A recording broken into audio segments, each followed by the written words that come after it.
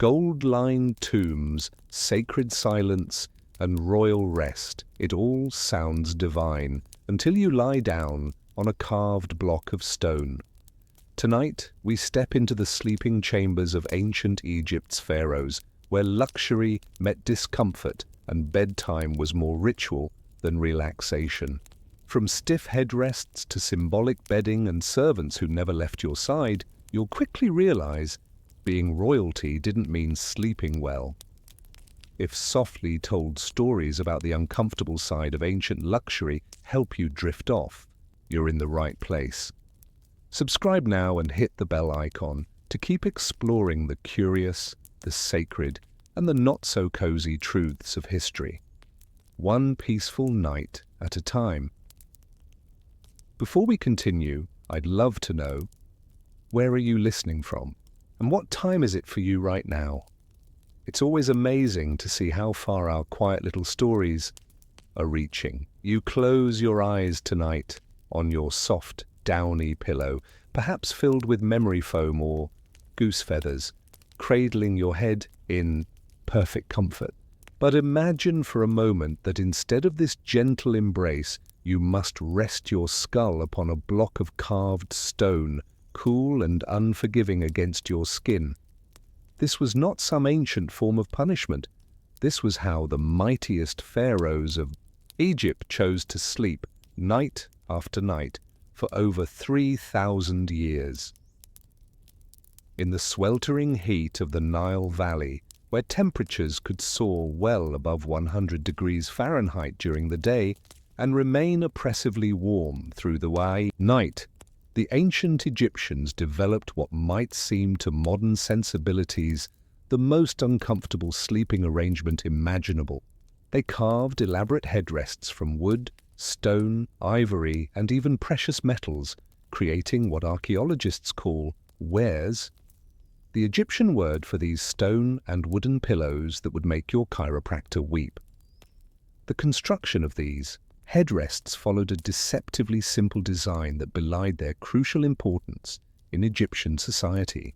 Each headrest consisted of three primary elements: a flat, broadened base that provided stability, 1 to 3 vertical support pillars, and most importantly, a concave curved section at the top designed to cradle the skull.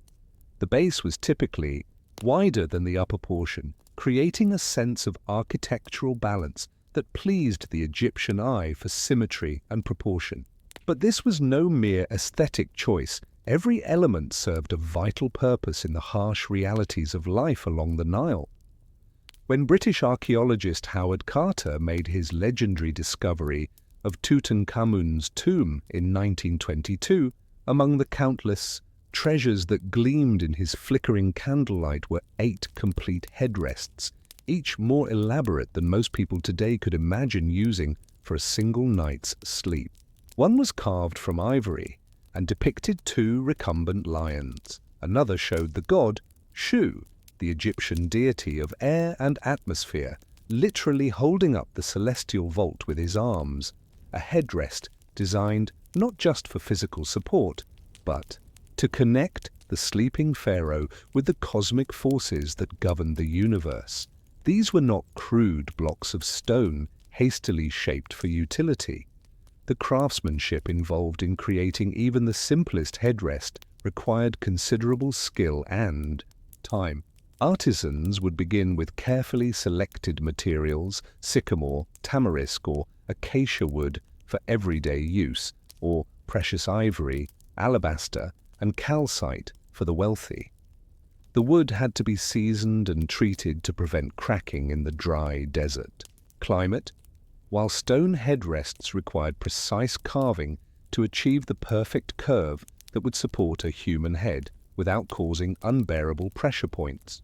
The process of creating the concave section demanded particular expertise. Using primitive tools, copper chisels, wooden mallets, and abrasive stones, craftsmen would gradually hollow out the support surface, testing the curvature repeatedly to ensure it would accommodate the natural shape of a human skull. Too shallow, and the head would rest uncomfortably on the edges. Too deep, and the neck would be forced into an unnatural position. The finest examples show evidence of careful smoothing with increasingly fine abrasives, creating surfaces that, while never soft, were at least free from rough edges that could cut or bruise the skin. Archaeological evidence suggests that many headrests were not used entirely bare. Excavations have revealed traces of linen padding wrapped around the concave sections, indicating that even the ancient Egyptians recognized the need for some cushioning. These linen wrappings would have provided a minimal layer of comfort while still maintaining the essential benefits of the hard surface beneath. The linen could be removed and washed regularly, addressing concerns about cleanliness and hygiene that were paramount in a civilization that prized both personal and spiritual purity.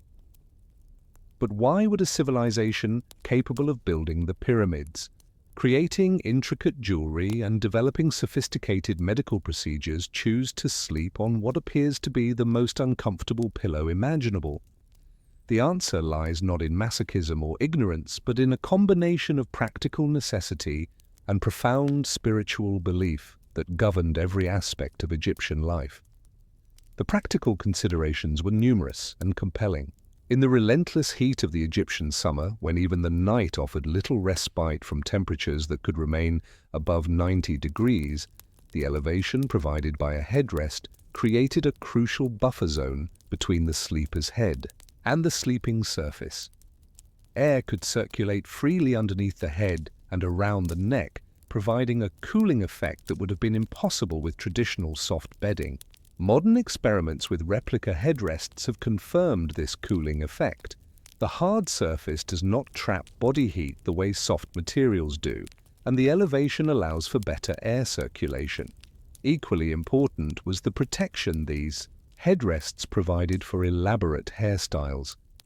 Egyptian fashion, particularly among the wealthy, involved complex arrangements of natural hair supplemented with extensions, braids, and ornamental elements that could take hours to create. Sleeping on a soft pillow would have completely destroyed these intricate coiffures, requiring daily reconstruction by skilled servants. The headrest allowed sleepers to rest without disturbing their carefully arranged hair, a consideration that was both practical and symbolic in a culture where appearance reflected social status and divine favor.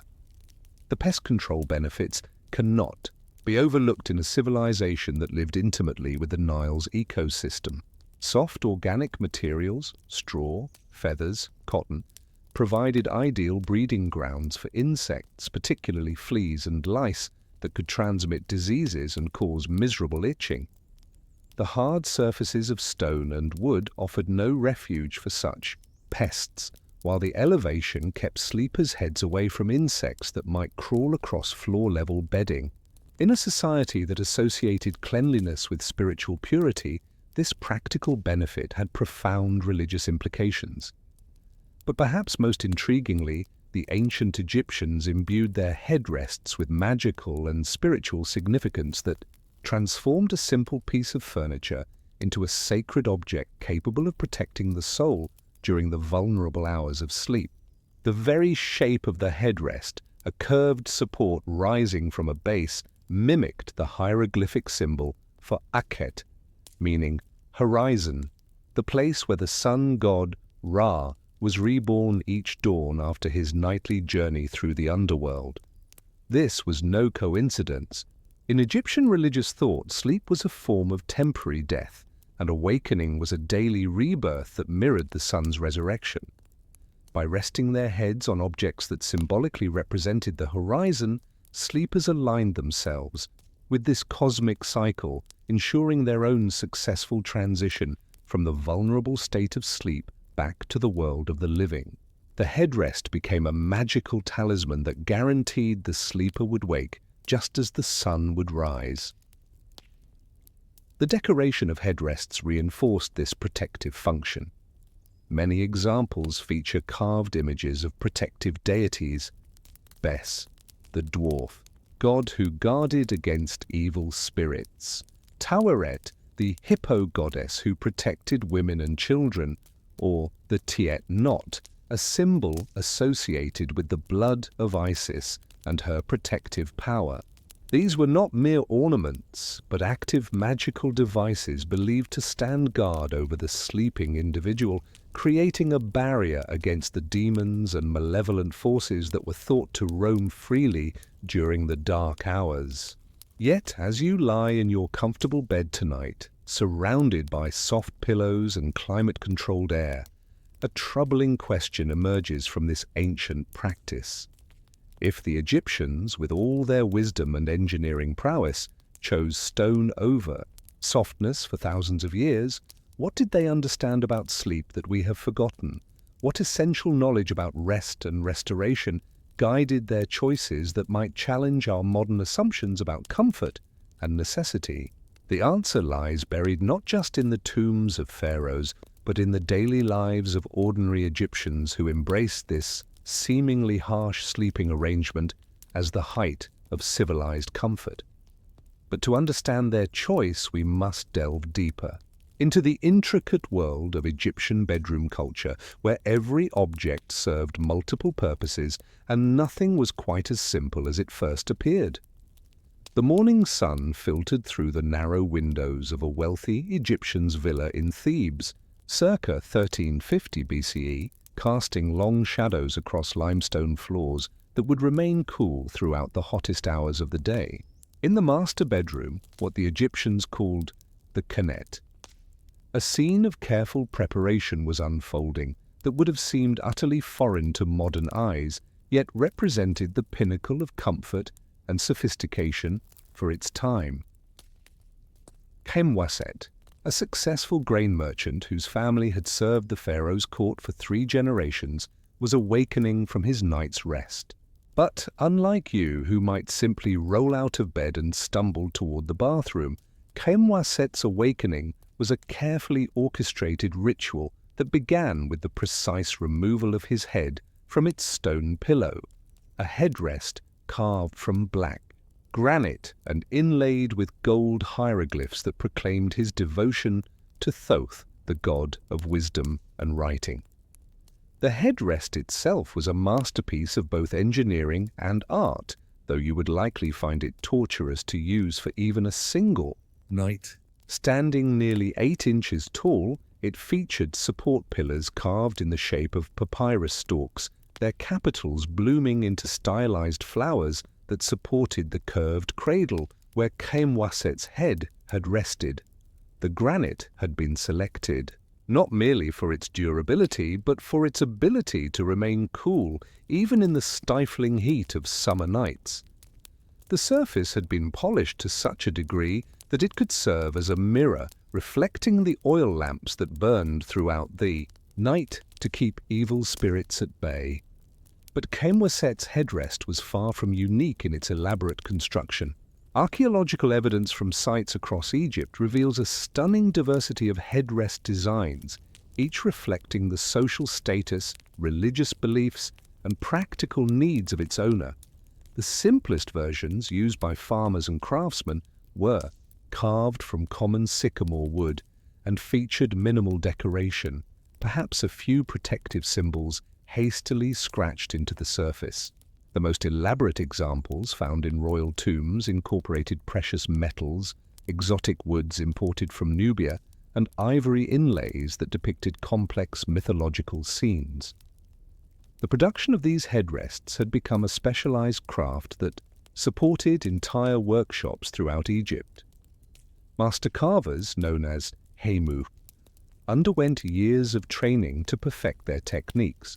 They learned not only the practical skills of woodworking and stone carving, but also the religious knowledge necessary to incorporate appropriate protective symbols and ensure that each headrest would function properly as a magical device. The workshops were often attached to temples, emphasizing the sacred nature of sleep and the vital importance of proper rest in maintaining harmony between the human and divine realms.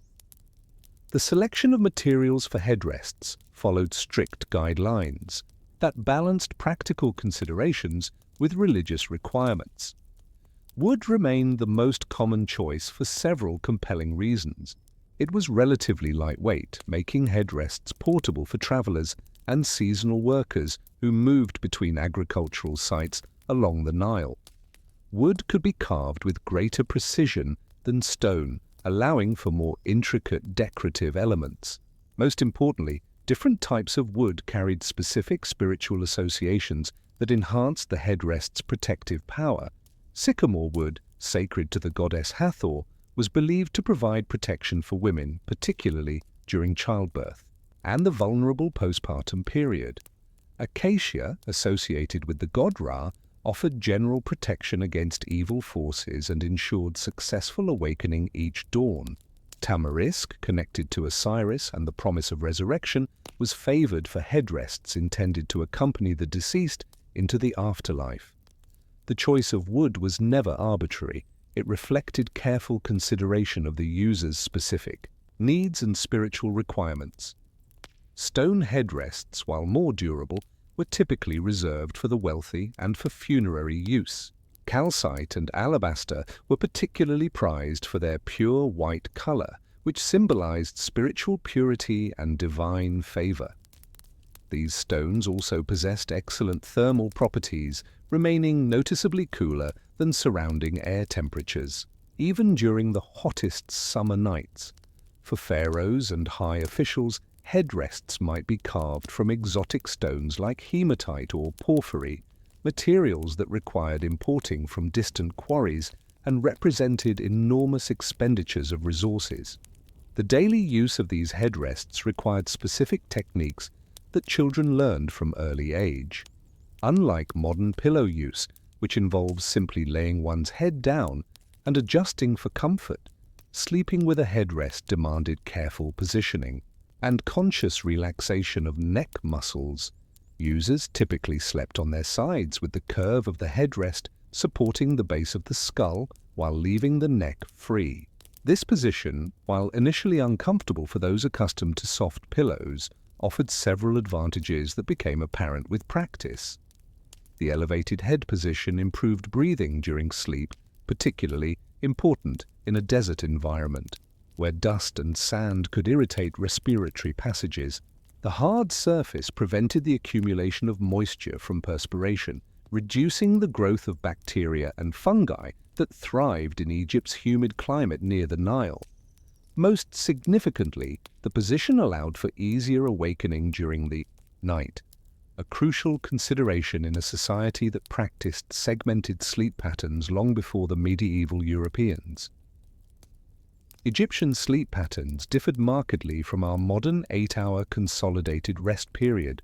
Ancient texts and tomb paintings suggest that Egyptians typically retired shortly after sunset and rose before dawn, but divided their night's rest into multiple periods separated by intervals of quiet wakefulness. During these nighttime interludes, people might pray, meditate, tend to children, or engage in intimate conversations with spouses. The headrest's design facilitated these frequent position changes, allowing users to awaken naturally without the grogginess associated with emerging from deep sleep phases. The bedroom arrangements surrounding these headrests reveal sophisticated understanding of sleep hygiene and comfort optimization. Wealthy Egyptian bedrooms typically featured raised sleeping platforms made of wood or stone, elevating the entire sleeping area above the floor level where cooler air settled during hot nights. These platforms were often oriented to catch prevailing breezes from the north, creating natural air conditioning that made the heat more bearable. The beds themselves consisted of wooden frames supporting woven reed mats or leather-stretched taut between the frame members. Over this foundation, sleepers placed linen sheets, often multiple layers that could be adjusted based on the season and temperature. The finest linen, woven from flax, grown in the Nile Delta, was prized for its smoothness and ability to wick moisture away from the body. Poorer families made do with coarser materials, but even they understood the importance of maintaining clean, dry sleeping surfaces. Lighting in Egyptian bedrooms served both practical and spiritual purposes. Oil lamps burned throughout the night, fueled by precious oils that released pleasant fragrances while driving away insects. The flickering flames were believed to frighten malevolent spirits who preferred darkness for their evil work. More practically, the constant light allowed sleepers to navigate safely during nighttime awakenings and provided security against human intruders who might threaten isolated households. The arrangement of furniture reflected careful attention to both comfort and spiritual protection. Headrests were never simply placed randomly on beds. Their positioning followed specific guidelines related to cardinal directions and astronomical alignments. Many examples show wear patterns indicating they were consistently oriented towards the east, ensuring that sleepers' heads pointed toward the rising sun and the daily rebirth it represented. Storage chests, typically placed at the foot of beds, contained not just clothing and personal belongings, but also amulets and magical objects that provided additional protection during sleep. Ventilation received careful consideration in bedroom design. Windows were positioned to create cross drafts that moved hot air out while drawing cooler night air in. Many wealthy homes featured Malkaf towers, early forms of air conditioning that captured breezes and directed them into living spaces. These architectural innovations, combined with the cooling properties of stone headrests, created sleeping environments that remained tolerable even during the most oppressive summer heat. The social aspects of Egyptian bedroom culture reveal attitudes toward privacy and intimacy that differed significantly from modern norms. While wealthy families might have separate bedrooms for husband and wife, sharing sleeping spaces with children, servants, and guests was common and expected. The hard surfaces of headrests actually facilitated this communal sleeping by eliminating the tossing and turning associated with soft bedding, movements that would disturb other sleepers sharing the same space. Yet despite all these careful preparations and sophisticated understanding of sleep science, a fundamental question remains unanswered. If the ancient Egyptians had developed such effective solutions to the challenges of sleeping in a harsh climate, why did their headrest technology never evolve toward greater softness? What prevented them from pursuing the comfort innovations that we consider essential today? The answer to this puzzle lies not in limitations of their technology or resources, but in a fundamental difference in how they conceived the very purpose of sleep itself.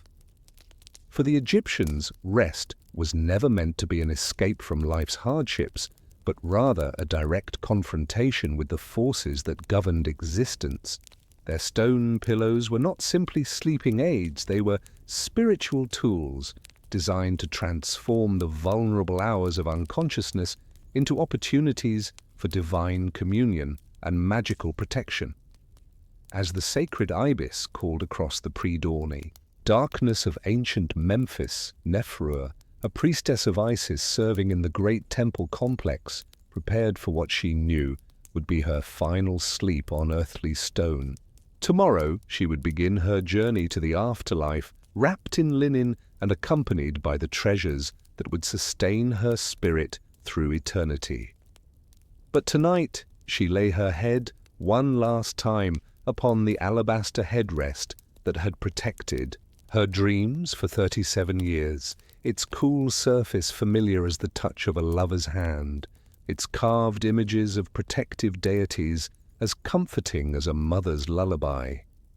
The headrest beside her deathbed was no ordinary sleeping aid, but a masterpiece of spiritual technology that embodied 3 millennia of Egyptian wisdom about the mysteries of sleep and death. Carved from a single block of translucent alabaster, quarried from the hills near Hatnub, it stood as tall as a wine cup and gleamed like captured moonlight in the flickering oil lamps that surrounded her bed. The support pillars took the form of the god Shu, arms raised to hold aloft the curved section that would cradle her head, symbolically ensuring that he would continue to support her spirit even after death separated her from her physical form.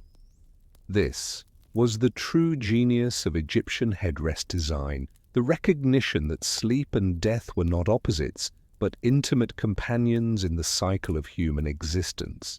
Modern sleep research confirms what the ancient Egyptians understood intuitively. During the deepest phases of sleep, our brain activity mirrors patterns associated with death, our body temperature drops significantly, and our consciousness seems to separate from physical awareness. The Egyptians interpreted these observations through their religious worldview, concluding that sleep offered nightly rehearsals for the ultimate journey that awaited every soul.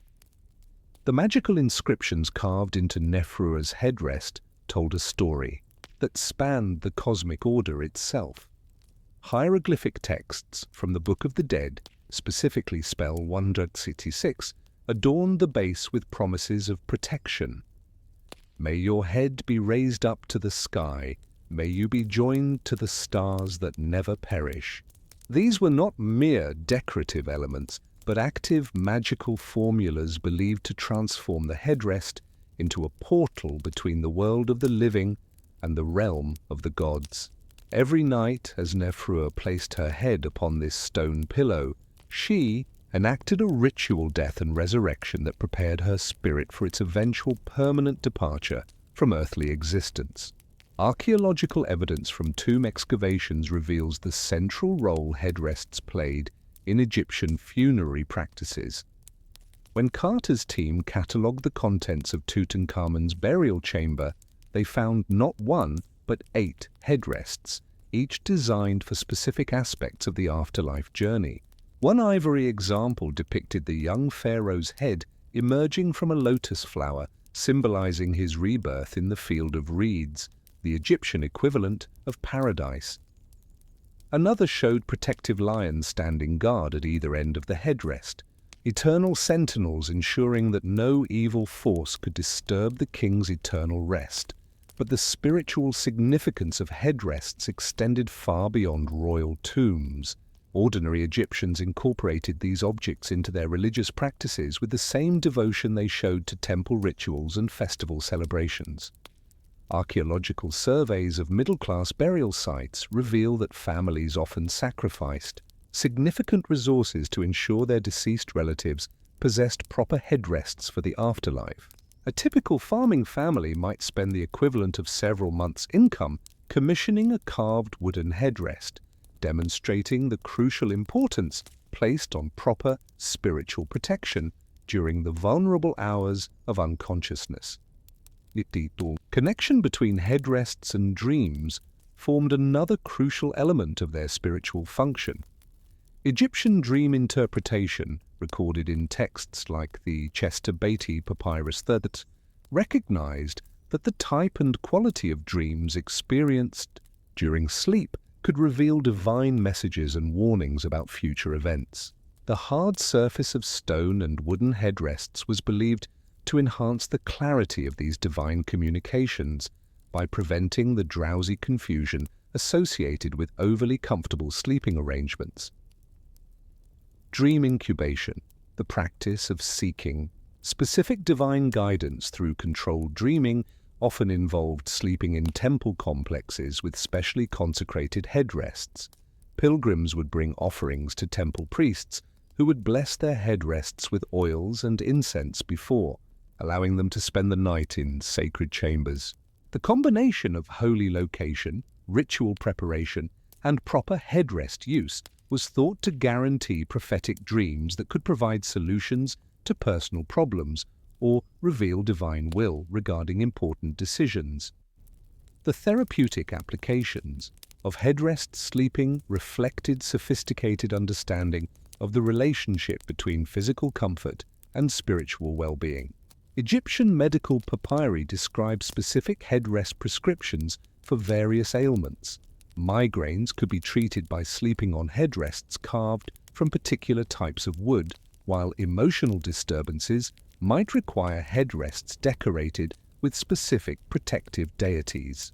The Edwin Smith Papyrus mentions cases where patients with head injuries were prescribed sleeping on specially prepared headrests as part of their healing regimen. Modern medical research has begun to validate some of these ancient therapeutic claims. Studies of traditional societies that continue to use hard headrests show reduced incidence of certain types of headaches and neck pain compared to populations using soft pillows. The elevated head position promoted by headrests can improve circulation and reduce sleep apnea symptoms. The cooling effect of stone and wood surfaces may help regulate body temperature in ways that improve sleep quality, particularly in hot climates.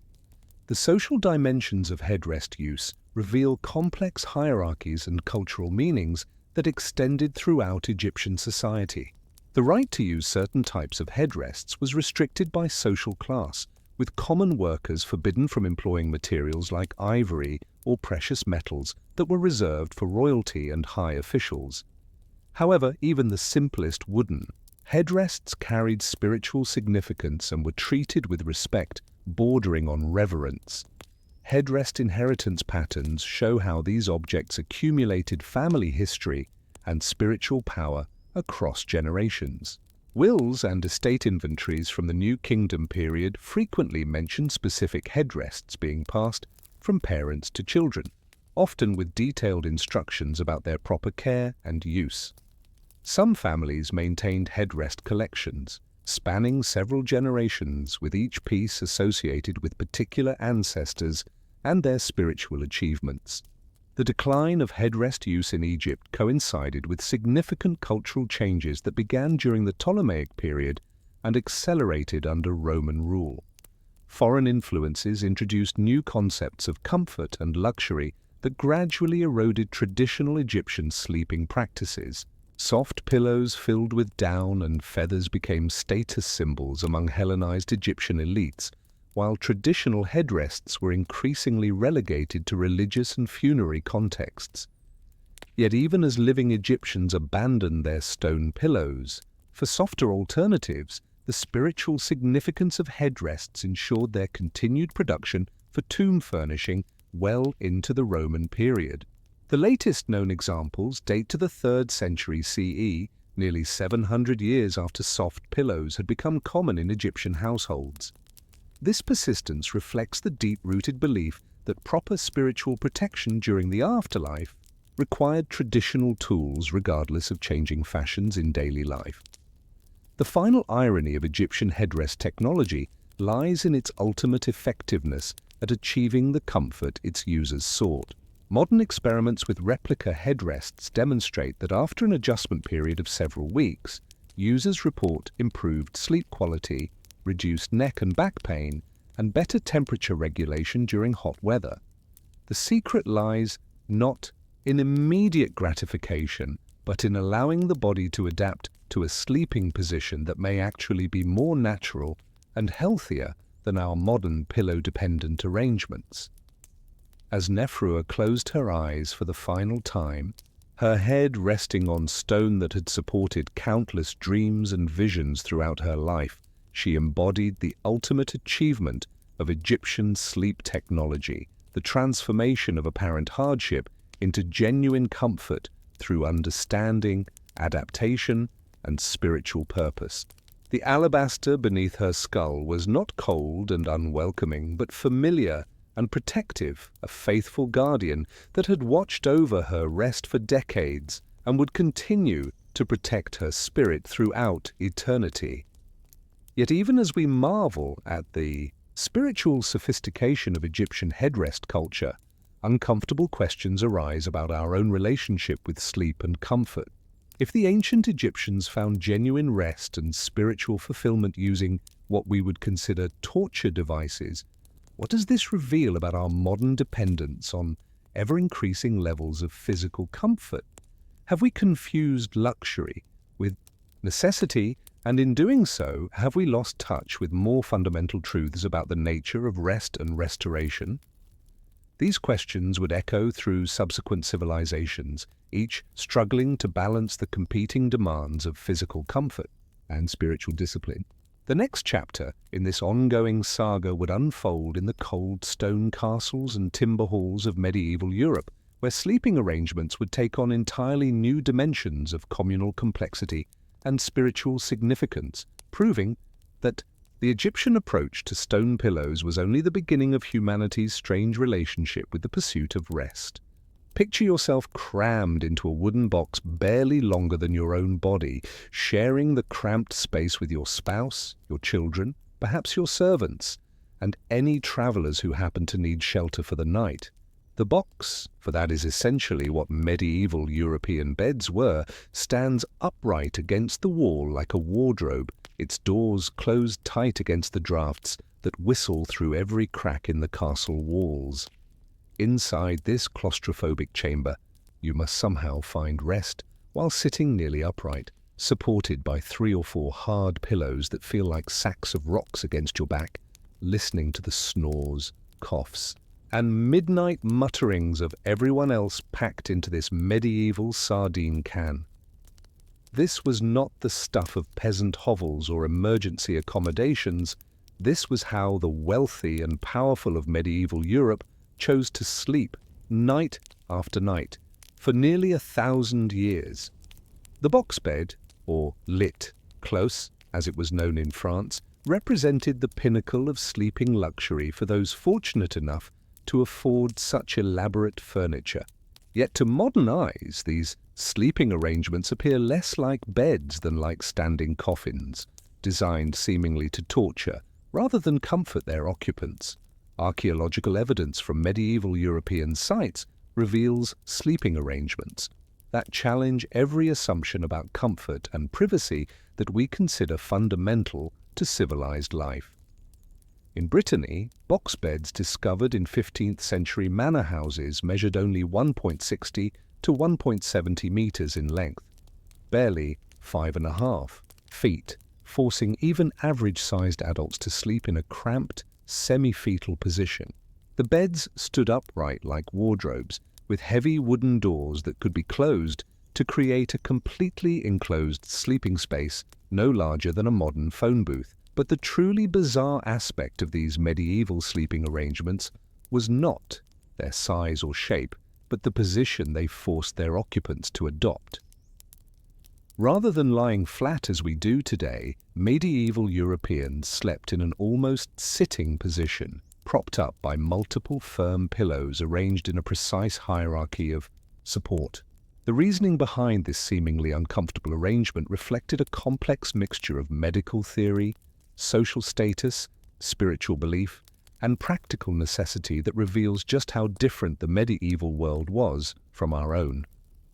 The medical theories of the time, derived from ancient Greek and Roman sources filtered through Islamic scholarship, held that lying completely flat was dangerous to human health. Medieval physicians working from translations of Galen and other classical authorities believed that the 4 bodily humours, blood, phlegm, yellow bile and black bile, required proper circulation during sleep to maintain health and prevent disease. Lying flat was thought to allow these humours to stagnate in the torso, leading to fever, corruption of the blood, and even death. The prescribed remedy involved elevating the upper body to approximately a 30-degree angle, achieved through the strategic placement of multiple pillows or bolsters. The ideal arrangement, according to medieval medical texts, required a firm foundation pillow, followed by 2 softer supporting pillows, and finally a head pillow that cradled the skull while maintaining the proper angle. This complex architecture of support was not a matter of comfort, but of survival. Medieval people literally believed that sleeping flat could kill them. The construction of these elaborate bed arrangements required considerable resources and specialized knowledge. The pillows themselves were substantial affairs, more like small mattresses than the decorative cushions we know today. The foundation pillow might measure 3 feet long and 18 inches wide, stuffed with materials that varied dramatically, based on the sleeper's social status and geographic location. Wealthy households used pillows filled with down from geese, swans, or other waterfowl, creating relatively soft surfaces that still maintained the firm support deemed medically necessary. Middle-class families made do with pillows stuffed with wool, feathers from domestic chickens, or hair from horses and cattle. The hair stuffing, while less comfortable than down, offered excellent durability and resistance to moisture, crucial considerations in the damp climate of northern Europe. The poorest families used whatever materials they could gather: straw, dried leaves, rags, or even sawdust from local mills. Regardless of the filling material, all medieval pillows shared certain characteristics. They were large, firm, and designed to maintain their shape under the weight of human bodies. The pillowcases, or pillow bears as they were known in Middle English, represented significant investments in household textiles. Linen was the preferred material, prized for its smoothness, durability, and ability to be washed repeatedly without degrading. The finest households owned dozens of pillowcases, allowing for regular washing while maintaining proper hygiene standards. Poorer families might own only one or two cases, washing them in rotation and accepting the inevitable wear that came from constant use. The social hierarchy of medieval sleeping arrangements extended far beyond pillow quality to encompass every aspect of bedroom culture. The very act of sleeping upright served as a visible demonstration of social status. Only the wealthy could afford the multiple pillows and elaborate bed frames necessary to achieve the proper position. Servants and peasants lacking such resources were forced to sleep flat on straw mattresses or bare floors, an arrangement that their social superiors viewed as both unhealthy and morally degrading. The symbolism of upright sleeping reflected deeper medieval beliefs about the relationship between body position and spiritual state. Lying flat was associated with death, defeat, and spiritual corruption, a connection that seems less abstract when we consider that most medieval people's only experience of seeing humans in horizontal positions was during illness, death, or the aftermath of violence. Standing or sitting upright, conversely, represented life, virtue, and divine favor. By sleeping in a semi-upright position, medieval Europeans aligned their bodies with their spiritual aspirations. The communal nature of medieval sleeping arrangements created social dynamics that would horrify modern sensibilities while revealing the fundamentally different concepts of privacy and personal space that governed medieval life. A typical wealthy household's bed might accommodate 8 to 12 people on any given night, including family members, servants, guests, and travelers seeking shelter. The arrangement followed strict protocols based on social rank, age, and gender, with the most prestigious sleeping positions closest to the head of the bed. The master and mistress of the household claimed the prime positions, surrounded by their multiple support pillows and covered with the finest available bedding. Children and servants arranged themselves in descending order of importance, with the youngest and lowest-ranking individuals relegated to the foot of the bed, where they might have only a single thin pillow or none at all. Male and female servants were typically separated, though the close quarters made any real privacy impossible. Strangers, pilgrims, merchants, or other travelers might be granted sleeping space as part of the medieval tradition of hospitality, but they occupied the most marginal positions and were expected to supply their own bedding when possible. The social tension inherent in these arrangements was managed through elaborate codes of conduct that governed behavior during sleeping hours. Unnecessary movement, loud breathing, or physical contact with inappropriate bed partners could result in expulsion from the household or worse. The practical challenges of sleeping in such arrangements were immense. The combination of multiple people sharing limited space, the necessity of maintaining rigid upright positions throughout the night, and the constant threat of disturbance from restless bed partners made sustained rest nearly impossible by modern standards. Medieval sources frequently mention the difficulty of achieving restful sleep, with many people awakening multiple times each night to adjust their position, tend to crying children, or deal with various bodily needs. The solution to these challenges came in the form of segmented sleep, a pattern that divided the night into multiple distinct rest periods, separated by intervals of quiet wakefulness. Medieval people typically retired to bed shortly after sunset, achieving what they called first sleep for several hours. They would then awaken naturally in the middle of the night for a period of 1 to 3 hours, during which they might pray, tend to household tasks, engage in conversation, or attend to intimate relationships. This middle-of-the-night wakefulness was not considered insomnia or sleep disruption, but a natural and beneficial part of human rest patterns. Medieval religious texts encourage people to use these wakeful hours for prayer and meditation, viewing them as divinely ordained opportunities for spiritual contemplation. The practice was so universal that legal documents from the period frequently reference events occurring during the watch, the midnight interval between first and second sleep.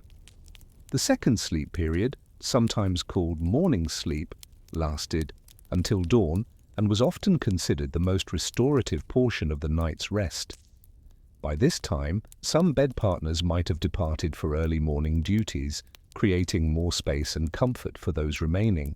The segmented sleep pattern, combined with daytime napping during the afternoon heat, provided a total rest time roughly equivalent to modern sleep durations, though distributed very differently throughout the 24-hour cycle.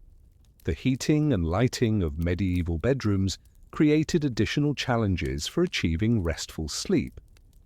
Candles and oil lamps were expensive and posed constant fire hazards. Middle Ages, so most people slept in near-complete darkness, except during summer months when long twilight provided some natural illumination. The enclosed nature of box beds meant that even this minimal light was excluded once the doors were closed, creating a tomb-like environment that must have felt suffocating to anyone accustomed to modern bedroom lighting. Heating presented equally daunting challenges. Medieval homes, even those belonging to the wealthy, were notoriously difficult to heat effectively. Stone walls, crude windows, and primitive insulation meant that indoor temperatures during winter months rarely rose much above freezing. The enclosed box beds provided some protection from drafts, but the shared body heat of multiple occupants became a crucial survival strategy rather than a source of comfort. Bedding materials reflected both the limited resources available and the ingenious adaptations medieval people developed to cope with harsh conditions.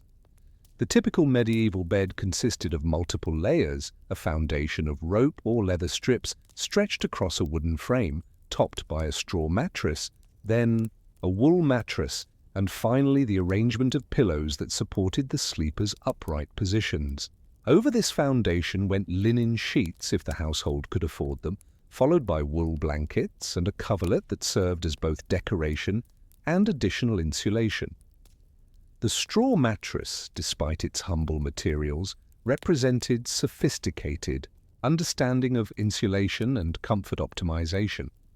The straw was not simply stuffed randomly into a sack, but carefully layered and arranged to provide maximum support while allowing for air circulation.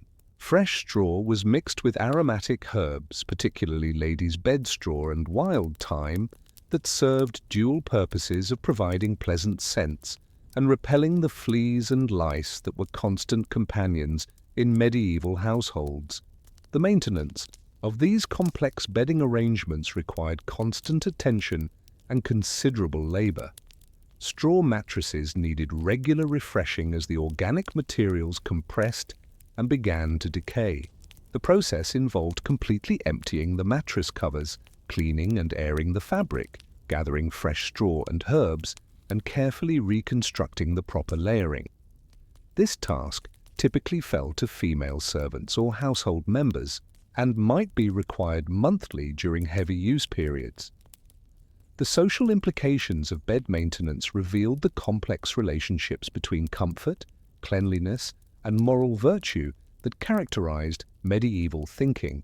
Clean bedding was associated not only with physical health but with spiritual purity and social respectability.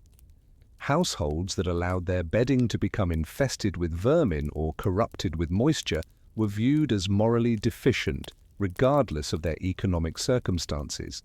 This connection between cleanliness and godliness created enormous pressure on medieval householders to maintain sleeping arrangements that met community standards.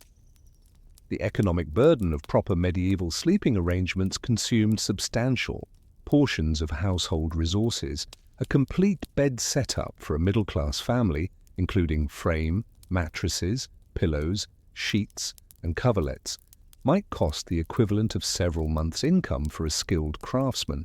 The ongoing expenses of maintenance, replacement, and seasonal refreshing added continuing financial pressure that many families struggled to meet. Yet despite these enormous costs and practical difficulties, medieval Europeans persisted in their elaborate sleeping arrangements for centuries, suggesting that the benefits they perceived outweighed the obvious drawbacks. The question that emerges from this persistence is whether medieval people actually found comfort and rest in arrangements that seemed torturous to modern sensibilities, or whether they simply endured discomfort because they knew no alternatives. The answer to this puzzle lies not in medieval masochism or ignorance, but in the fundamental differences between medieval and modern concepts of what constitutes necessary comfort. Medieval people, living in a world where survival required constant struggle against cold, hunger, disease, and violence, developed different expectations about physical ease and pleasure. What we consider intolerable hardship, they may have experienced as reasonable accommodation to the realities of human existence. But beyond mere adaptation to harsh conditions, medieval sleeping arrangements served social and spiritual functions that our modern focus on individual comfort tends to overlook. The communal nature of medieval beds created bonds of intimacy and mutual dependence that strengthened family and household relationships. The shared experience of discomfort fostered solidarity and cooperation among people who depended on each other for survival.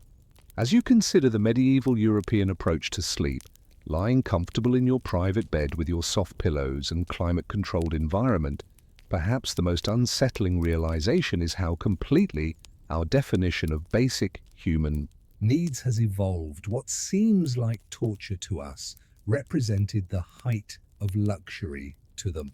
But what does this transformation reveal about the trajectory of human comfort, and what essential knowledge about resilience and adaptation might we have lost in our pursuit of ever greater ease? Brother Aldrich awakened in the darkness of his monastery cell somewhere in the forests of medieval Germany, the year 1187, marked only by the scratches he carved into his wooden bed frame each morning after prayers. The bell for matins would not ring for another hour, but his body had learned to rouse itself during the prescribed interval between first and second sleep, that curious medieval custom that divided the night into two distinct periods of rest, separated by an hour of wakefulness that the Church had consecrated for prayer and contemplation. Rising carefully to avoid disturbing Brother Marcus, who shared his narrow wooden bed, Aldrich arranged his 3 straw-filled pillows against the wall and settled into the semi-upright position that monastic rule demanded for nighttime prayer. The hard pillows, each no softer than a sack of grain, provided the uncomfortable support that his order considered necessary for spiritual discipline. According to medieval medical theory and religious doctrine, this upright posture during sleep prevented the dangerous accumulation of bodily humors while keeping the soul properly oriented toward heaven. The monastery's sleeping arrangements represented the most extreme application of medieval sleeping philosophy, where comfort was not merely absent, but actively discouraged as the impediment to spiritual development. The monks slept two to a bed, not from lack of space, but as a deliberate practice designed to cultivate humility and prevent the sin of pride that might arise from private sleeping quarters. The beds themselves were constructed to specifications laid down by the rule of St. Benedict, hard wooden frames supporting thin straw mattresses with pillows stuffed with the coarsest materials available, usually straw mixed with thorns as a reminder of Christ's suffering. Yet even within this harsh regimen, the monastery's approach to sleep revealed sophisticated understanding of human physiology and psychology that modern sleep science has only recently begun to appreciate. The division of night rest into two periods, far from being arbitrary religious observance, aligned perfectly with natural human circadian rhythms that contemporary research has shown to be optimal for many individuals. The prescribed hour of wakefulness between sleep periods occurred precisely when human body temperature reaches its lowest point and melatonin production naturally declines, creating a window of natural alertness that medieval monks exploited for their spiritual practices. This monastic sleeping schedule began with compline, the final prayer service of the day, typically concluded around sunset. The monks would then retire to their cells for first sleep, a period of approximately 3 to 4 hours during which complete silence was maintained throughout the monastery. This initial rest period was considered crucial for physical restoration, and the monastic rules strictly prohibited any disturbance except in cases of genuine emergency. The awakening for night prayer was not accomplished by bells or other mechanical devices, but through the trained biological rhythms that experienced monks developed over years of practice. Senior monks could awaken precisely at the appointed time without external cues, and they would quietly rouse their sleeping partners and cellmates for the midnight observances.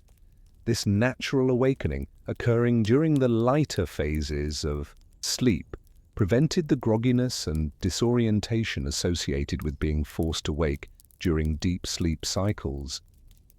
The midnight prayer period, known as vigils or matins, lasted approximately 1 hour and involved recitation of psalms, meditation, and personal prayer conducted in complete darkness.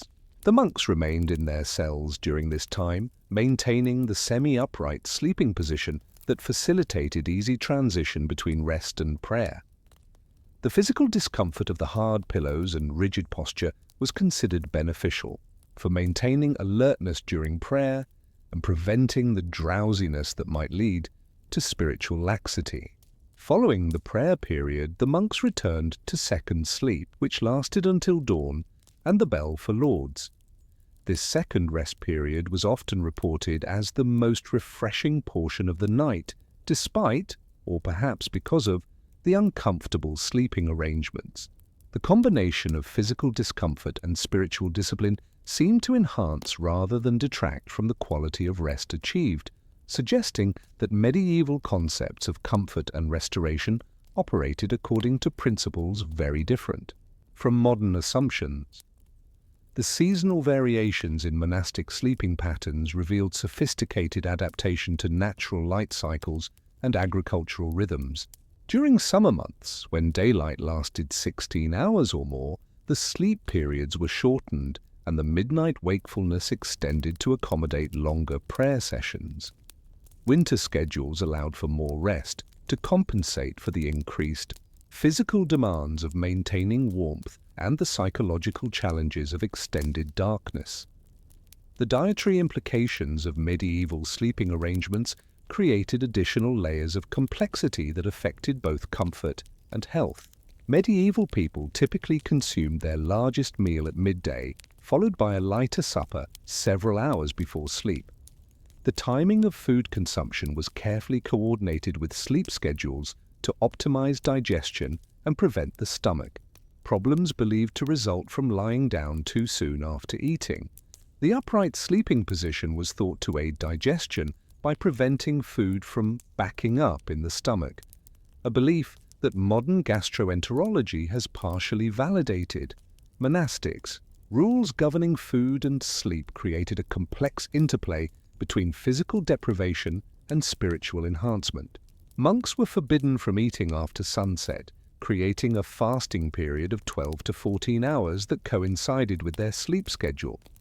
This extended fasting, combined with the physical discomfort of hard bedding, was believed to purify, both body and soul, while enhancing the vividness and spiritual significance of dreams received during the night hours. The medical understanding underlying these practices drew from classical sources that had been preserved and transmitted through Islamic scholarship during the early medieval period. Physicians working from translations of Galen, Avicenna and other authorities prescribed specific sleeping positions for various ailments and constitutional types. People with hot temperaments were advised to sleep in more upright positions to prevent the dangerous heating of blood, while those with cold constitutions might be permitted to recline at lower angles.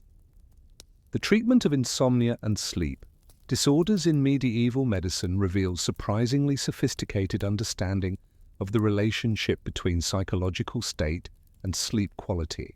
Rather than relying primarily on pharmaceutical interventions, medieval physicians prescribed behavioral modifications that included adjustments to sleeping position, changes in pillow materials, and alterations to the sleeping environment.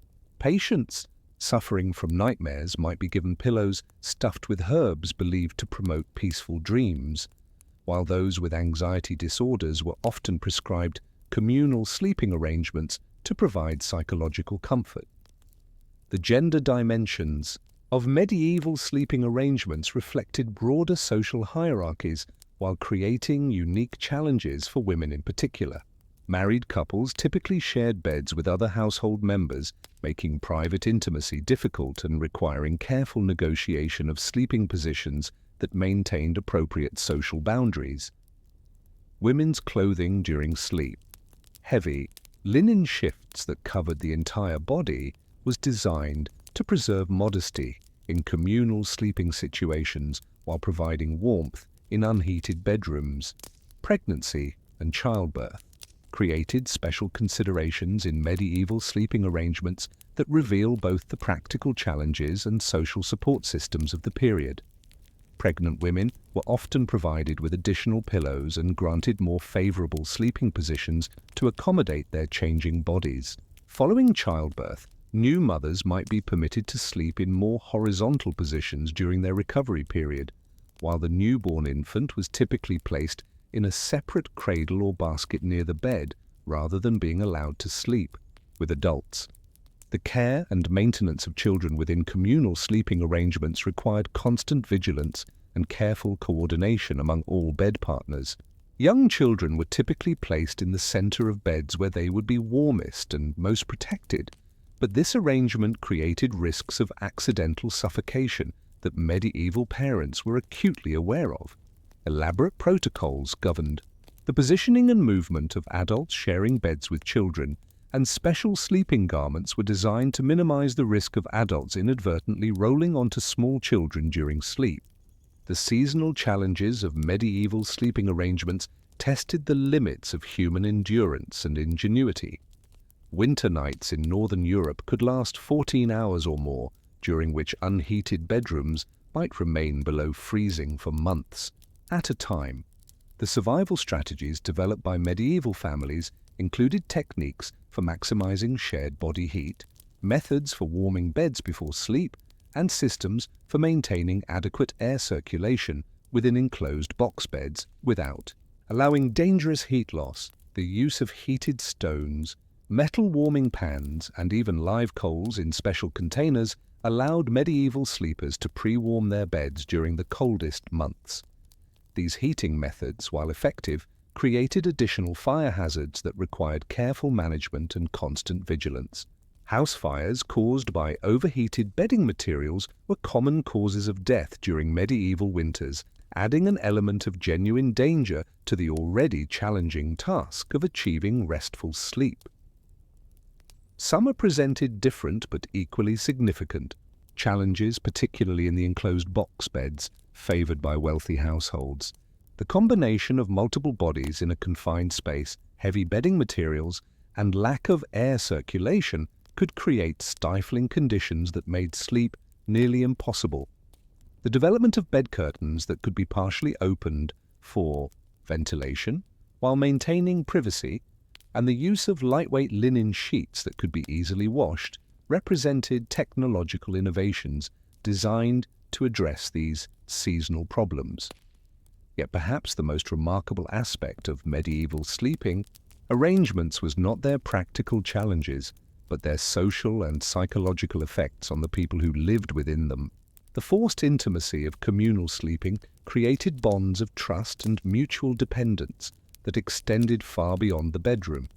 Families and households that successfully navigated the complexities of shared sleep developed communication skills, conflict, resolution strategies, and emotional intelligence that may have been superior to what we achieve in our individualized sleeping arrangements. The question that emerges from studying these medieval sleeping practices is whether the discomfort and inconvenience they endured actually produced benefits that we have lost in our pursuit of individual comfort and privacy. Did the shared vulnerability of communal sleep create stronger social bonds?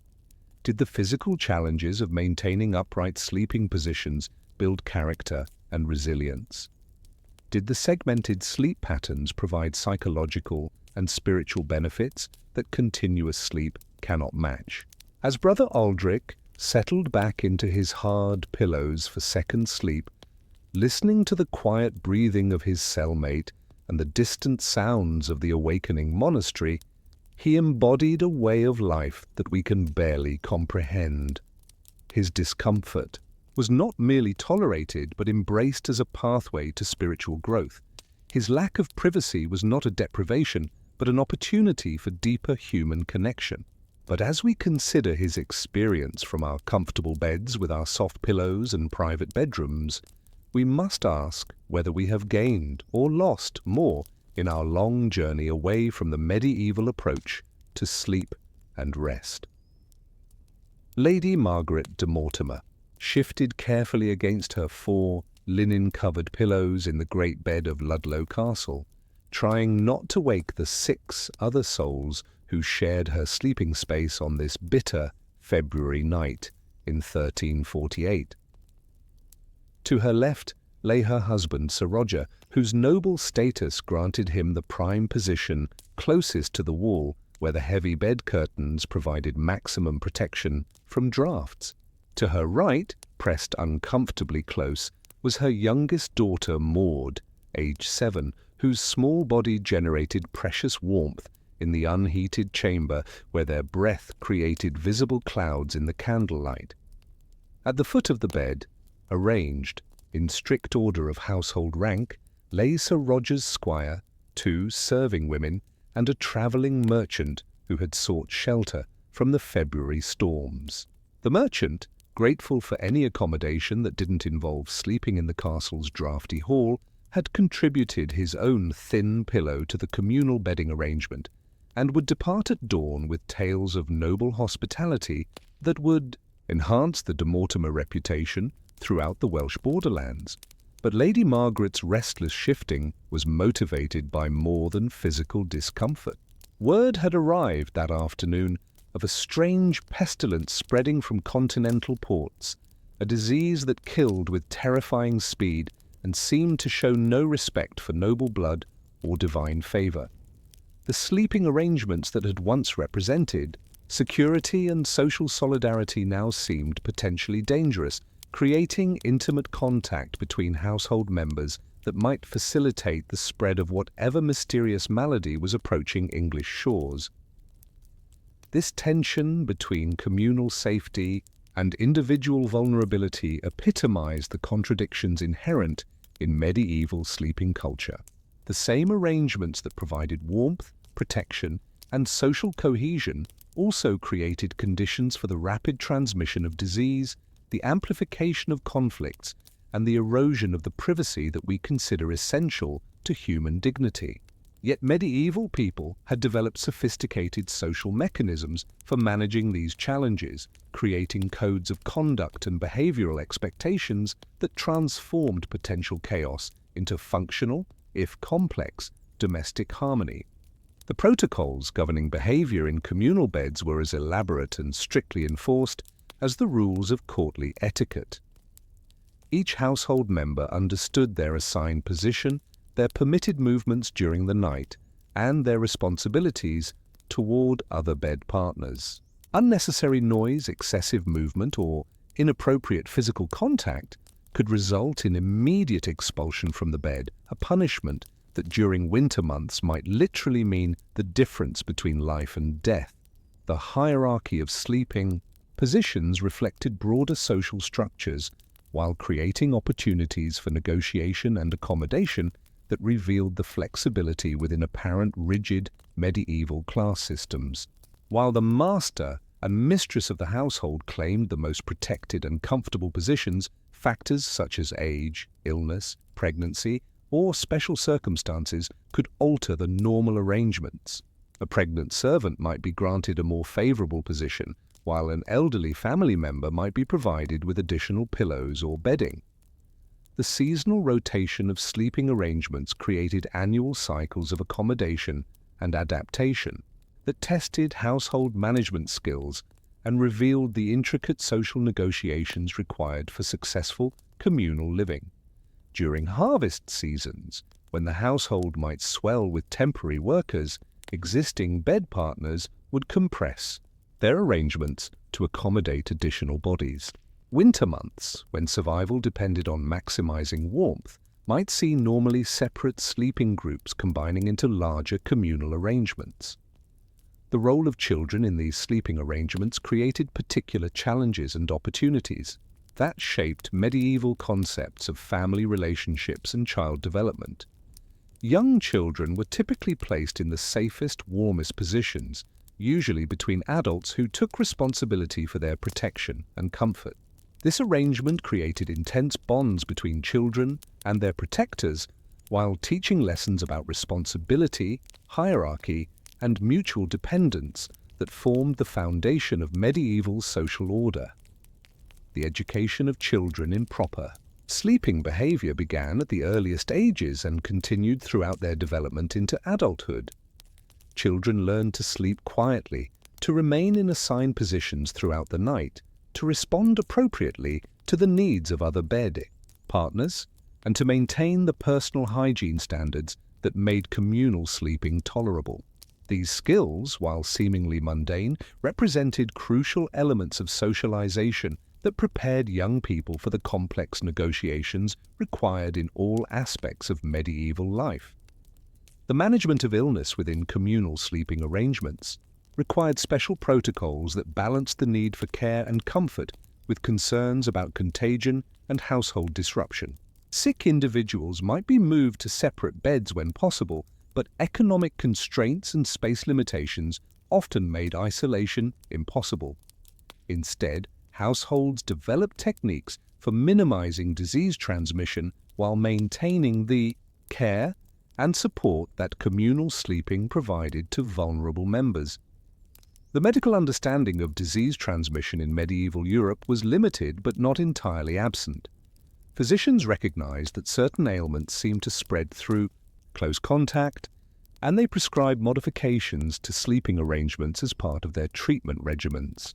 Patients with respiratory ailments might be positioned to facilitate breathing, while those with skin conditions might be provided with special bedding or separated from direct contact with other sleepers. The psychological effects of communal sleeping arrangements on medieval people remain largely unknowable, but scattered evidence suggests both positive and negative consequences that shaped personality development and social relationships in profound ways. The constant presence of other people during the vulnerable hours of sleep might have provided psychological security and emotional support, but it also eliminated the privacy and solitude that many people require for psychological well-being. The impact of sleep deprivation on medieval society deserves particular attention, as the combination of uncomfortable sleeping positions, frequent disturbances, and inadequate total rest time must have created chronic fatigue that affected everything from economic productivity to political decision-making. Medieval sources frequently mention the difficulty of achieving restful sleep, and the practice of afternoon napping was widespread among all social classes as a necessary supplement to inadequate nighttime rest. The religious dimensions of medieval sleeping culture created additional layers of meaning and complexity that distinguished these arrangements from simple responses to practical challenges. The division of night into multiple sleep periods was synchronized with the canonical hours of prayer, creating a rhythm that unified physical rest with spiritual observance. The communal nature of sleeping was seen as reflecting the Christian ideal of fellowship and mutual support, while the physical discomfort was embraced as a form of penance that brought the faithful closer to the suffering of Christ. The development of specialized sleeping prayers and rituals reveals the extent to which medieval people integrated their rest periods with their spiritual lives. Households would often recite communal prayers before settling into sleep, asking for divine protection. During the vulnerable hours of unconsciousness, individual prayers for peaceful dreams, protection from nightmares, and safe awakening were common elements of personal devotion that transformed the act of sleep from mere physical necessity into spiritual practice. The role of dreams in medieval culture added another dimension to sleeping arrangements, as the content and quality of dreams were believed to be influenced by sleeping position, bedding materials, and the spiritual state of bed partners. Prophetic dreams, divine visions, and supernatural communications were taken seriously by medieval people, and the conditions that facilitated such experiences were carefully cultivated. Some households maintained special beds or sleeping chambers designated for dream incubation, where individuals might seek divine guidance through controlled sleeping conditions. The economic implications of medieval sleeping arrangements extended far beyond the initial costs of beds and bedding to encompass the ongoing expenses of maintenance, replacement, and accommodation that consumed substantial portions of household resources. The need to provide sleeping space for servants, guests, and temporary workers created financial obligations that stretched household budgets while establishing networks of reciprocal hospitality that bound communities together. The decline of traditional medieval sleeping arrangements began gradually during the 14th and 15th centuries, accelerated by social changes that included the rise of merchant classes, increasing emphasis on privacy and individual comfort, and the devastating impact of plagues that made communal sleeping arrangements seem dangerous rather than beneficial. The Black Death, which reached England in 1348, the same year that found Lady Margaret de Mortimer sharing her crowded bed, fundamentally altered attitudes toward close physical contact and communal living arrangements. Yet the persistence of some medieval sleeping practices well into the early modern period suggests that these arrangements served psychological and social needs that went beyond mere accommodation to limited resources. Box beds continued to be built and used in rural areas of northern Europe into the 19th century, while communal sleeping remained common in working-class households throughout the Industrial Revolution. As Lady Margaret finally drifted into her second sleep, surrounded by the quiet breathing of her bed partners and the familiar creaking of the castle's wooden framework settling in the cold, she represented the end of an era in human sleeping culture. Within a generation, the plague would transform European society in ways that made her crowded bed seem not cozy but terrifying, not protective but vulnerable. The intimate physical contact that had once symbolized social bonds would come to represent mortal danger. The medieval European approach to sleep, with all its apparent hardships and obvious inconveniences, had created communities of shared vulnerability and mutual dependence that modern individualistic sleeping arrangements cannot replicate. The question that haunts us as we consider their experience is whether our pursuit of comfort, privacy, and individual autonomy has cost us something essential about human connection and resilience. Did medieval people, despite their discomfort, achieve forms of rest and restoration that we have lost in our climate-controlled bedrooms with our soft pillows and private spaces? As we move forward in our exploration of humanity's strange relationship with sleep and comfort, the next chapter will take us to ancient Rome, where the wealthy elite created sleeping arrangements so elaborate and luxurious that they would make Modern celebrities jealous yet which incorporated principles of pleasure and indulgence that medieval Christians would have considered dangerously sinful. The Roman approach to sleep would reveal yet another dimension of human ingenuity in their eternal quest for perfect rest, one that pursued comfort through excess rather than discipline through deprivation. Marcus Aurelius Valerius stretched languidly across the silk-draped Lectus Cubicularis in his palatial villa overlooking the Bay of Naples, the year 79 CE, marked not by scratches on wood, but by the finest artists painting elaborate frescoes on his bedroom walls. Unlike the cramped medieval boxes or stone-hard Egyptian headrests we have encountered, Marcus inhabited a world where sleep had been elevated to an art form, where the pursuit of perfect rest justified enormous expenditures of wealth and the labor of dozens of specialized servants whose only purpose was to ensure their master's comfort through every hour of the day and night. The Roman approach to sleep represented the opposite extreme from both Egyptian spiritual discipline and medieval communal endurance. Where the Egyptians sought cosmic alignment and the medievals pursued spiritual purification through discomfort, the Romans transformed rest into a celebration of sensual pleasure and social power that made modern luxury hotels seem Spartan by comparison. In the wealthiest Roman households, different beds served specific purposes: the lectus cubicularis for sleeping, the lectus lucubratorius for study and meditation, the lectus triclinaris for dining, and the lectus genialis for marital activities. A.T. specialized furniture collection that acknowledged sleep as merely one of many horizontal activities requiring optimal comfort. Marcus's sleeping chamber, or cubiculum, was a masterpiece of interior design that would have impressed visitors from across the Mediterranean world. The walls were covered in elaborate frescoes depicting mythological scenes, painted in the vivid reds, blues, and golds that characterized the second style of Pompeian wall painting. These were not mere decorations, but carefully chosen images, designed to promote peaceful dreams and pleasant thoughts during sleep.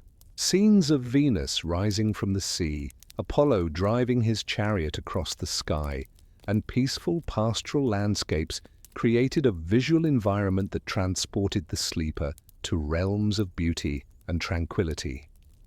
The ceiling above Marcus's bed was a work of art in itself, featuring elaborate stucco work that created the illusion of sleeping under an open sky filled with stars and mythological figures. Skilled artisans had embedded tiny mirrors and crystals into the ceiling decoration, creating a glittering effect when oil lamps were lit that made the bedroom ceiling seem alive with celestial movement. The overall effect was designed to convince the sleeper that they were resting not in a mere human dwelling, but in a divine palace worthy of the gods themselves. The floor beneath the bed featured intricate mosaics that told stories through their geometric patterns and pictorial scenes. These mosaics were not randomly decorative, but followed specific design principles that related to sleep and dreams. The patterns often incorporated wave motifs representing the ebb and flow of sleep cycles, vine scrolls symbolizing the abundance that peaceful rest could bring, and protective symbols that would guard the sleeper against nightmares and evil influences. The craftsmanship involved in creating these floors required months of work by master mosaicists whose skills were passed down through generations of specialized workshops. The bed itself represented the pinnacle of Roman furniture-making technology and artistic achievement. The frame was constructed from rare woods imported from distant provinces, ebony from Africa, cedar from Lebanon, or sandalwood from India, materials chosen not only for their beauty and durability, but for their aromatic properties that would scent the air and repel insects. The wood was often inlaid with ivory, silver, or gold in patterns that matched the room's overall decorative scheme, creating furniture that functioned simultaneously as sleeping surface, art object, and status symbol. The construction techniques used in Roman bed-making represented sophisticated understanding of ergonomics and comfort optimization that would not be matched again in Europe for over 1,000 years. The bed frame incorporated a complex system of leather straps and bronze springs that provided support while allowing for natural body movement during sleep. Multiple adjustment mechanisms permitted the head and foot of the bed to be raised or lowered according to the sleeper's preferences, medical needs, or seasonal requirements. The mattress system that topped this elaborate frame defied everything we have learned about ancient sleeping arrangements. The Roman cultita, or mattress, was a sophisticated multi-layer construction that began with a foundation of wool or horsehair for support, continued with layers of down from exotic birds for softness, and concluded with a top layer of the finest silk or linen. The wealthiest Romans used down from swans, peacocks, or even ostriches, materials so rare and expensive that a single mattress might cost more than a middle-class family's annual income. The pillow arrangements in Marcus's bedroom would have astonished both Egyptian pharaohs and medieval nobles with their variety and sophistication. Rather than a single hard headrest or a few firm support pillows, Roman sleeping arrangements featured multiple specialized pillows for different body parts and sleeping positions. Head pillows, neck supports, lumbar cushions, and knee bolsters could be arranged in countless combinations to accommodate any conceivable sleeping preference or physical need. The materials used in Roman pillows reflected the empire's vast trade, networks, and the wealthy's determination to acquire the finest substances available anywhere in the known world. Silk from China, filled with down from Arctic birds, created pillows of legendary softness.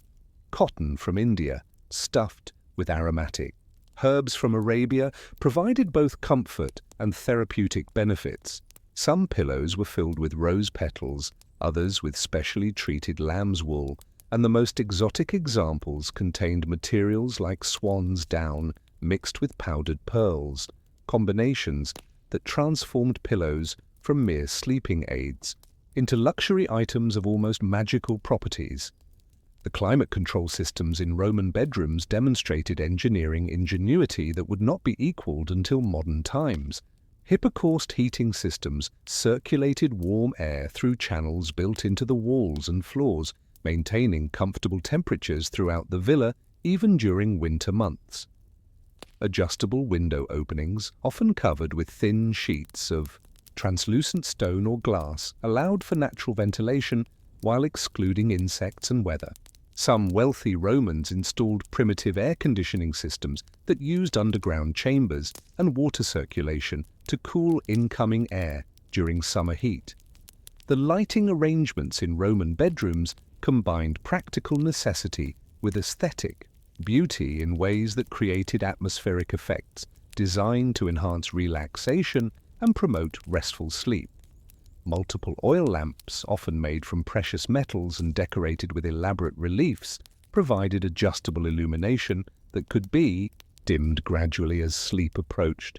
The oils burned in these lamps were frequently scented with expensive perfumes and aromatherapeutic substances that filled the air with fragrances believed to promote peaceful dreams and deep rest. The daily routine surrounding Roman elite sleeping arrangements required the services of multiple specialized slaves and servants whose entire existence revolved around ensuring their master's comfort.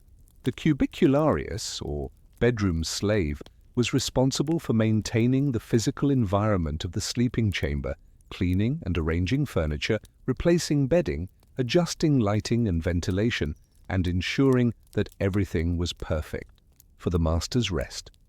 These slaves often lived in small chambers adjacent to their master's bedroom, ready to respond immediately to any needs that might arise during the night.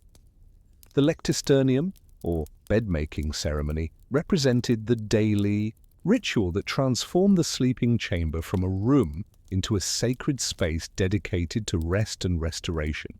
This elaborate process involved completely remaking the bed with fresh linens, rearranging pillows according to astrological calculations or medical prescriptions, adjusting the room's temperature and lighting, and burning specific incenses designed to promote the type of sleep the master desired, whether restorative physical rest, prophetic dreams, or romantic inspiration.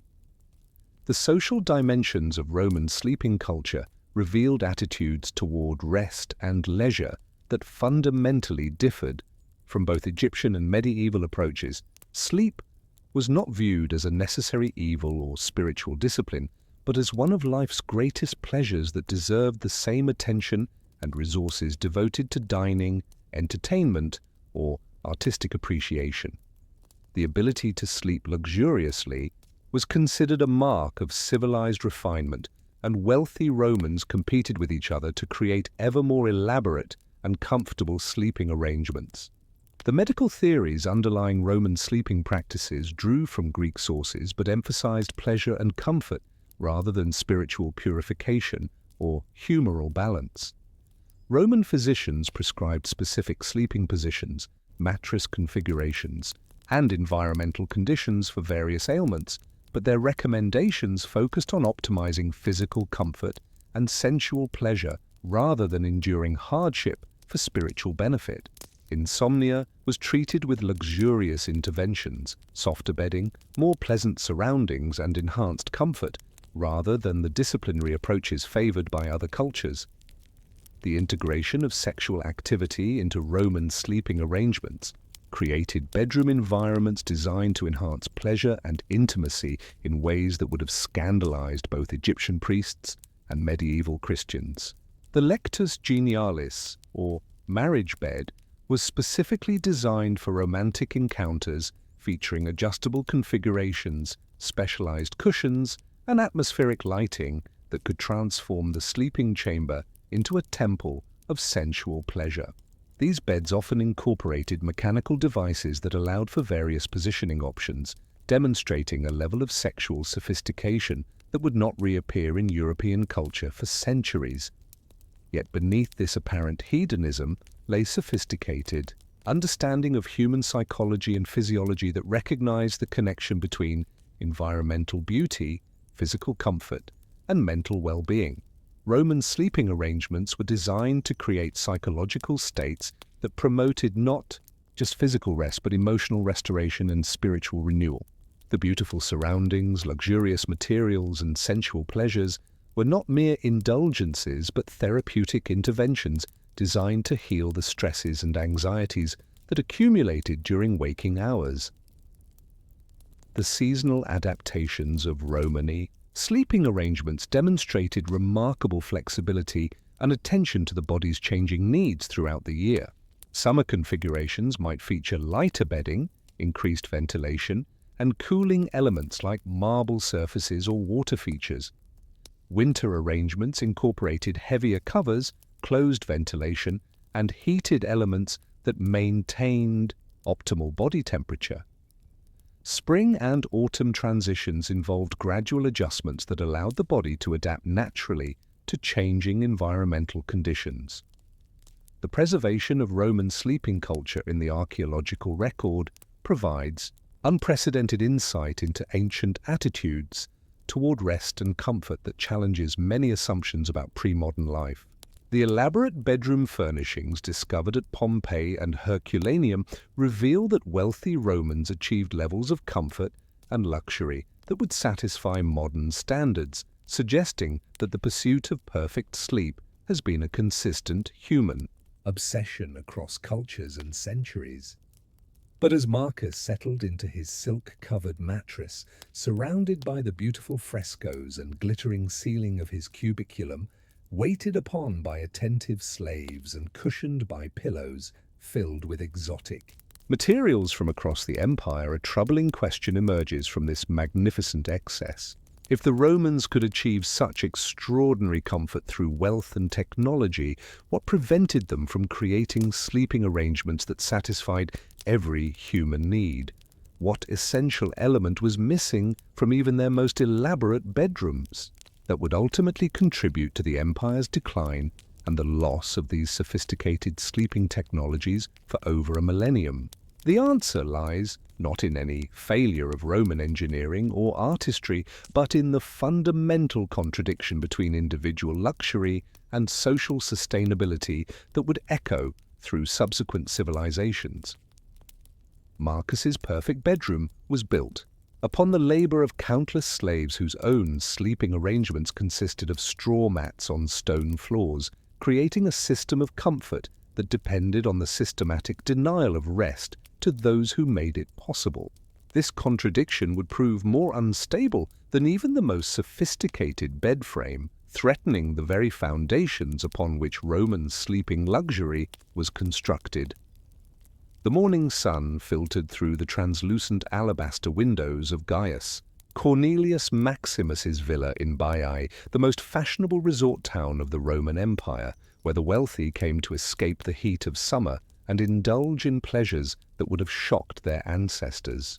The year was 117 CE at the height of Roman power under Emperor Trajan, and Gaius represented the pinnacle of imperial excess, a senator whose family had accumulated such vast wealth through provincial governorships and trade monopolies that his annual spending on bedroom luxuries exceeded the total tax revenue of entire cities.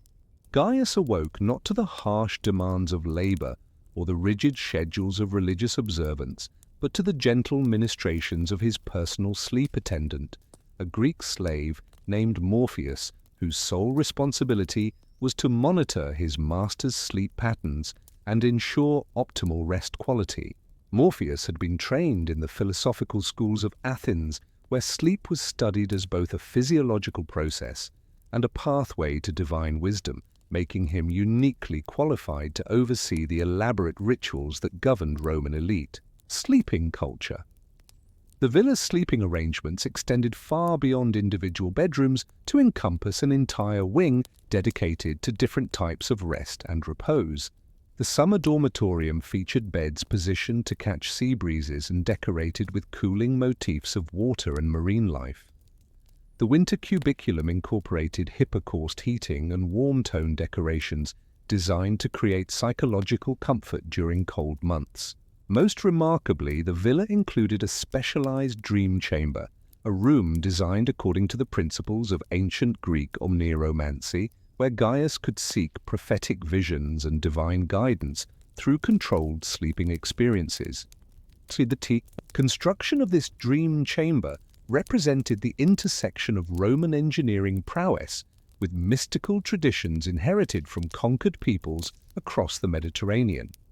The room was positioned according to astronomical calculations to align with specific constellations believed to influence dream content. The walls were painted with images from the mythological underworld, scenes of the river Styx, the fields of Elysium, and the palace of Morpheus himself, creating a visual environment designed to facilitate contact with the realm of dreams and spirits. The bed in this chamber was unlike anything we have encountered in our journey through sleeping cultures.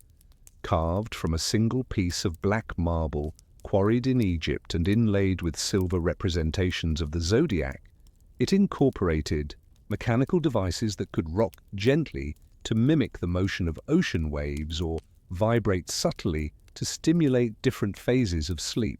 Hidden chambers within the bed frame released carefully timed aromatherapy treatments, lavender for relaxation, frankincense for spiritual elevation, or opium-based preparations for the deepest possible unconsciousness. The daily routine of sleep. Preparation in Gaius's household began hours before he actually retired to bed and involved a complex sequence of activities designed to optimize every aspect of his rest experience.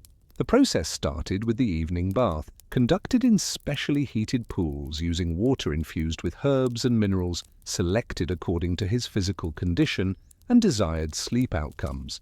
Different bath preparations promoted different types of sleep. Restorative baths for physical exhaustion, purifying baths for spiritual concerns, or aphrodisiac baths for romantic evenings. Following the bath, Gaius would receive a full-body massage using oils imported from across the empire and selected for their specific therapeutic properties. Egyptian castor oil for muscle relaxation, Lebanese cedar oil for respiratory benefits, Arabian frankincense for spiritual purification, and Indian sandalwood for sensual enhancement. Each massage session was customized according to astrological calculations, seasonal requirements, and the master's particular needs on any given evening. The selection and preparation of sleeping garments represented another dimension of Roman luxury that transformed even the most basic human activities into opportunities for displaying wealth and refinement. Roman sleeping attire was made from the finest materials available: Chinese silk so delicate it was nearly transparent, Indian cotton woven with gold threads, or Egyptian linen so fine it felt like liquid against the skin. These garments were often decorated with embroidered scenes from mythology or astronomy, turning the sleeper's body into a canvas for artistic expression. The nighttime lighting arrangements in Roman villas demonstrated technological sophistication that created atmospheric effects designed to enhance both comfort and aesthetic pleasure. Multiple oil lamps positioned at different heights and distances could create elaborate lighting schemes that gradually dimmed as sleep approached. Some lamps were equipped with timing mechanisms that automatically extinguished the flames at predetermined intervals, while others burned special oils that released sleep-inducing fragrances as they consumed their fuel. The most elaborate Roman sleeping chambers featured primitive but effective sound control systems that masked disturbing noises while enhancing pleasant ones. Water features, fountains, streams, or artificial waterfalls provided constant background sounds that masked the activities of slaves and servants while creating acoustical environments that promoted relaxation. Some bedrooms incorporated resonating chambers that amplified and modulated natural sounds like wind or distant ocean waves, creating immersive soundscapes that transported sleepers to imaginary, natural environments. The role of music in Roman sleeping culture reveals sophisticated understanding of sound therapy that anticipated modern research into the effects of audio stimulation on sleep quality. Professional musicians, often slaves trained from childhood in specialized techniques, were employed to provide live musical accompaniment for the sleep preparation ritual. Different musical modes were believed to promote different types of sleep and dreams: the Dorian mode for heroic dreams, the Lydian mode for romantic visions, or the Phrygian mode for mystical experiences. The dietary management of Roman elite. Sleep involved elaborate meal planning and timing designed to optimize digestive processes and prevent sleep disturbances. The evening meal, or cena, was carefully timed to conclude several hours before sleep, allowing for proper digestion while maintaining energy levels. Special sleep-promoting foods, honey, warm milk, certain herbs and spices were incorporated into pre-sleep snacks designed to enhance rest quality through nutritional intervention. The social aspects of Roman sleeping culture created complex hierarchies and protocols that governed everything from bedroom access to sleeping position assignments.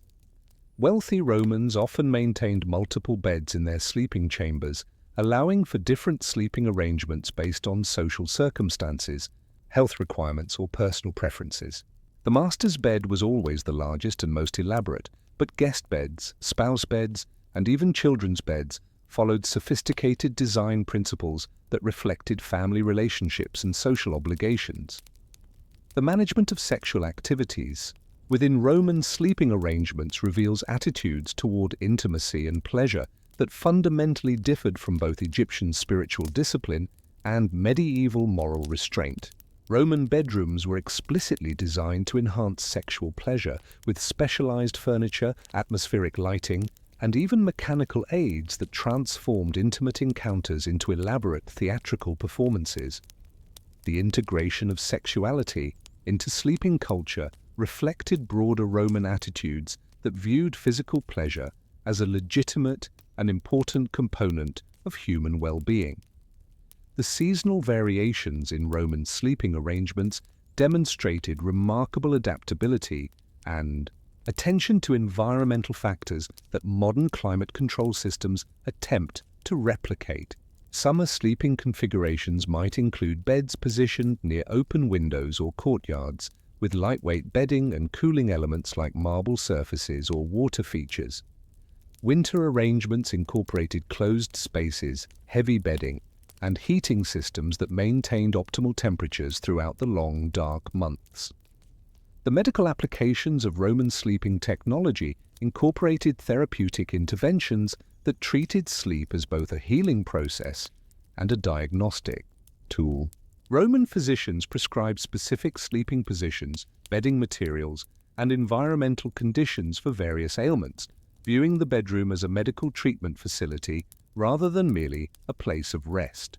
Patients with respiratory problems might be prescribed elevated sleeping positions, while those with digestive issues would receive specialized mattress configurations designed to promote proper internal functioning. The use of pharmacological aids in Roman sleeping culture reveals sophisticated understanding of the relationship between chemistry and consciousness that would not be matched again for centuries. Various herbal preparations, mineral supplements, and even primitive pharmaceutical compounds were used to induce specific types of sleep, enhance dream content, or treat sleep disorders. Some wealthy Romans employed specialized physicians whose entire practice focused on sleep medicine, making them among history's first sleep specialists. The religious dimensions of Roman sleeping arrangements incorporated traditions from across the empire while developing uniquely Roman approaches to the spiritual aspects of rest and dreams.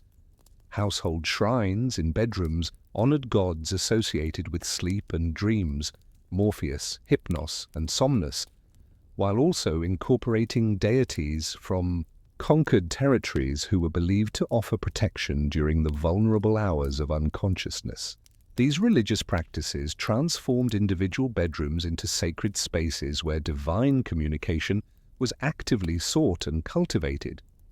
The economic implications of Roman sleeping luxury created industries and trade networks that spanned the known world and employed thousands of specialized workers whose entire livelihoods depended on the elite's pursuit of perfect rest.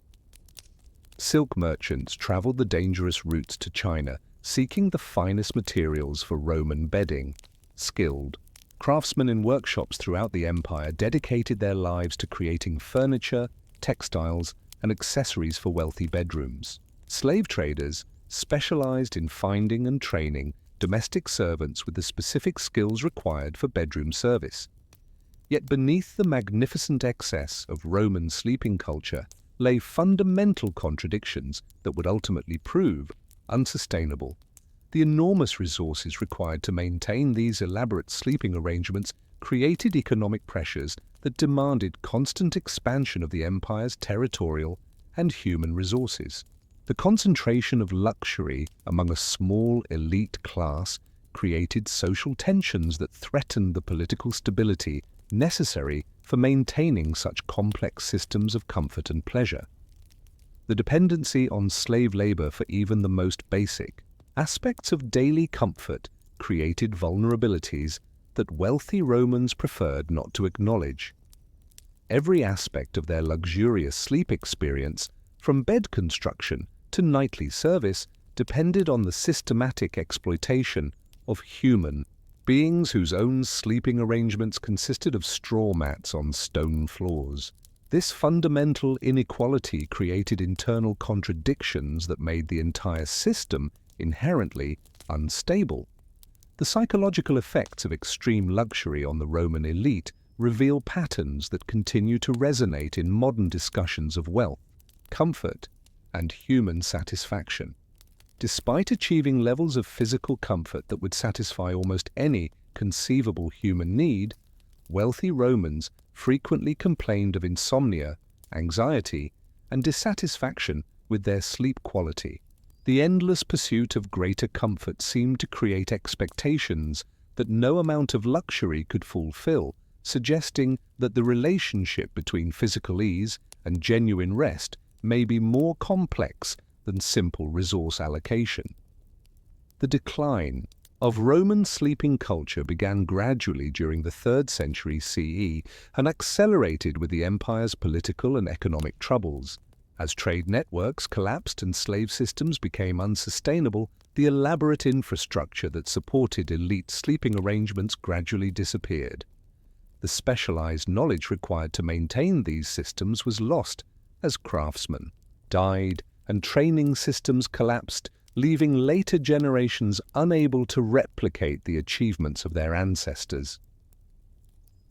As Gaius settled into his marble bed, surrounded by the flickering lights and gentle sounds of his elaborate sleeping chamber, attended by slaves whose sole purpose was ensuring his comfort, he represented both the pinnacle of human achievement in the pursuit of perfect rest and the inherent limitations of any system based on the concentration of resources in the hands of a few. His magnificent bedroom was simultaneously a testament to human ingenuity and a symbol of the social contradictions that would ultimately destroy the civilization that created it. But what essential questions does the Roman approach to sleep raise? About our own relationship with comfort and luxury. If unlimited resources and advanced technology cannot guarantee perfect rest, what does this reveal about the true nature of human satisfaction and the relationship between physical ease and genuine well-being? The flames that consumed Rome in 410 CE cast their glow across the elaborate bedroom where Senator Flavius Maximus lay dying, not from barbarian sword or disease, but from a malady that no amount of luxury could cure, the peculiar Roman affliction of insomnia that seemed to strike the wealthy with increasing frequency as the empire crumbled around them. His magnificent lectus cubicularis, carved from precious woods and inlaid with gold, had become a prison of sleeplessness where he spent his nights staring at ceiling frescoes that now seemed to mock rather than comfort him. The irony was profound and troubling. Here was a man who possessed every comfort that human ingenuity could devise: mattresses stuffed with the finest down from exotic birds, pillows filled with rose petals and powdered pearls, chambers heated by hypercoursed systems that maintained perfect temperatures, and armies of slaves dedicated solely to ensuring his rest. Yet sleep eluded him with the same persistence that had once driven Roman legions to conquer the known world. The very perfection of his sleeping arrangements had somehow become an obstacle to the rest he desperately sought.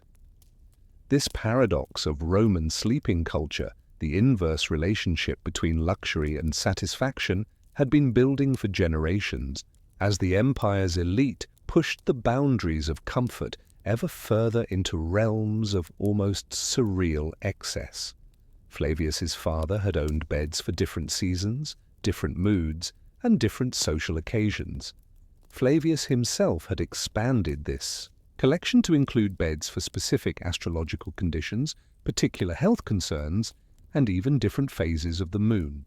His bedrooms were equipped with mechanical devices that could adjust firmness, temperature, and position according to mathematical calculations designed to optimize every conceivable variable affecting sleep quality. Yet none of these innovations had solved the fundamental problem that Roman physicians were beginning to recognize but were reluctant to acknowledge: that the pursuit of ever greater comfort was creating its own set of problems that no amount of luxury could resolve. The soft mattresses that seemed so pleasant actually caused back pain and postural problems that interfered with rest. The elaborate food preparations designed to promote sleep often caused digestive issues that disrupted natural rhythms. The complex environmental controls created artificial conditions that left the body unable to adapt to natural variations in temperature and humidity. The medical understanding of sleep disorders in late imperial Rome reveals sophisticated observation and analysis that anticipated many modern insights into the relationship between lifestyle and rest quality. Roman physicians of the 4th and 5th centuries CE documented a curious phenomenon. Wealthy patients who possessed every conceivable comfort suffered from sleep problems at much higher rates than their poorer counterparts, who often slept soundly despite lacking basic amenities. This observation led to the development of therapeutic approaches that seemed startlingly modern in their recognition that comfort and health were not synonymous. Dr. Galerius Maxentius, court physician to several emperors during the late imperial period, wrote extensively about what he termed luxuria insomnia, the sleeplessness of luxury that afflicted the wealthy elite. His prescribed treatments involved systematic reduction of comfort levels, elimination of elaborate sleeping preparations, and return to simpler arrangements that allowed the body to function according to its natural patterns rather than artificial optimization. These treatments often proved remarkably effective, but they required wealthy patients to abandon the very lifestyle markers that defined their social status. The social implications of sleep problems among the Roman elite created political and cultural consequences that extended far beyond individual health concerns. Leaders who were chronically sleep-deprived made poor decisions that affected military campaigns, economic policies, and diplomatic relationships. The emperor's sleep quality became a matter of state concern, with entire government departments dedicated to ensuring optimal rest for imperial leadership. When these efforts failed, as they increasingly did during the later empire, the resulting poor judgment contributed to the cascade of disasters that ultimately brought down Roman civilization. The economic burden of maintaining elaborate sleeping arrangements in a declining empire created unsustainable resource allocation that diverted wealth and labor from productive activities to the pursuit of ever more elusive comfort. Flavius's household employed over 50 slaves whose sole responsibility was bedroom service, maintaining furniture, preparing bedding, adjusting environmental controls, and providing personal care during sleep preparation. The annual cost of maintaining his sleeping arrangements exceeded the total tax revenue of several provinces, representing a level of resource concentration that became increasingly difficult to justify as the empire faced military and economic pressures. The psychological effects of extreme luxury on Roman sleeping patterns reveal insights about human nature that modern sleep research has only recently begun to understand. The constant availability of perfect comfort seemed to create anxiety about sleep that made rest more difficult rather than easier.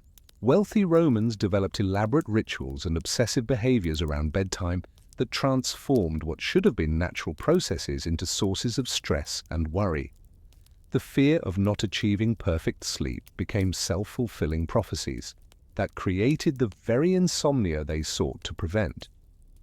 The spiritual dimensions of late Roman sleeping culture reflect the empire's growing uncertainty about traditional values and beliefs.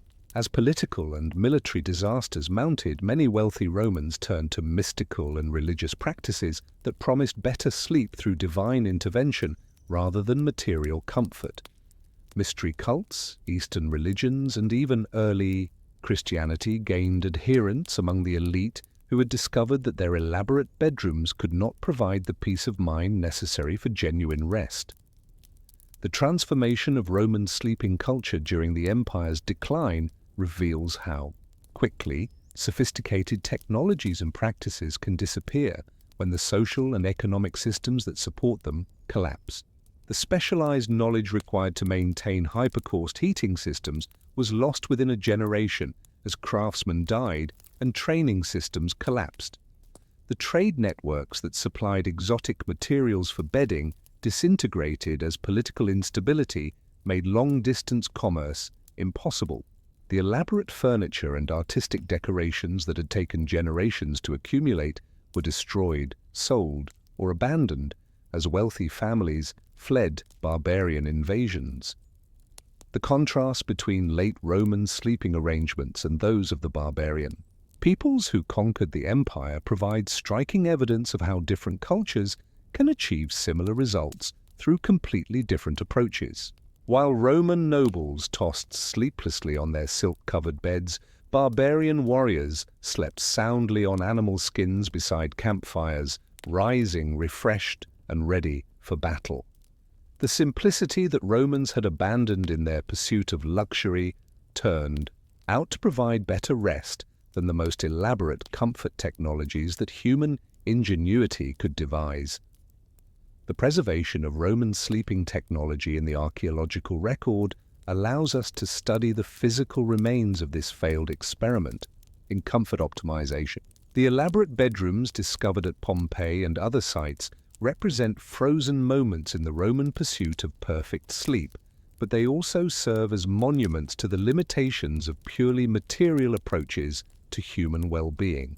The beautiful frescoes, intricate mosaics, and sophisticated furniture were powerless to provide their owners with the rest they sought, because they addressed only the physical aspects of sleep while ignoring psychological, social, and spiritual dimensions. Lessons learned from Roman sleeping culture were gradually forgotten during the chaos that followed the empire's collapse, but they would eventually re-emerge in different forms as subsequent civilizations grappled with their own relationships between comfort and satisfaction.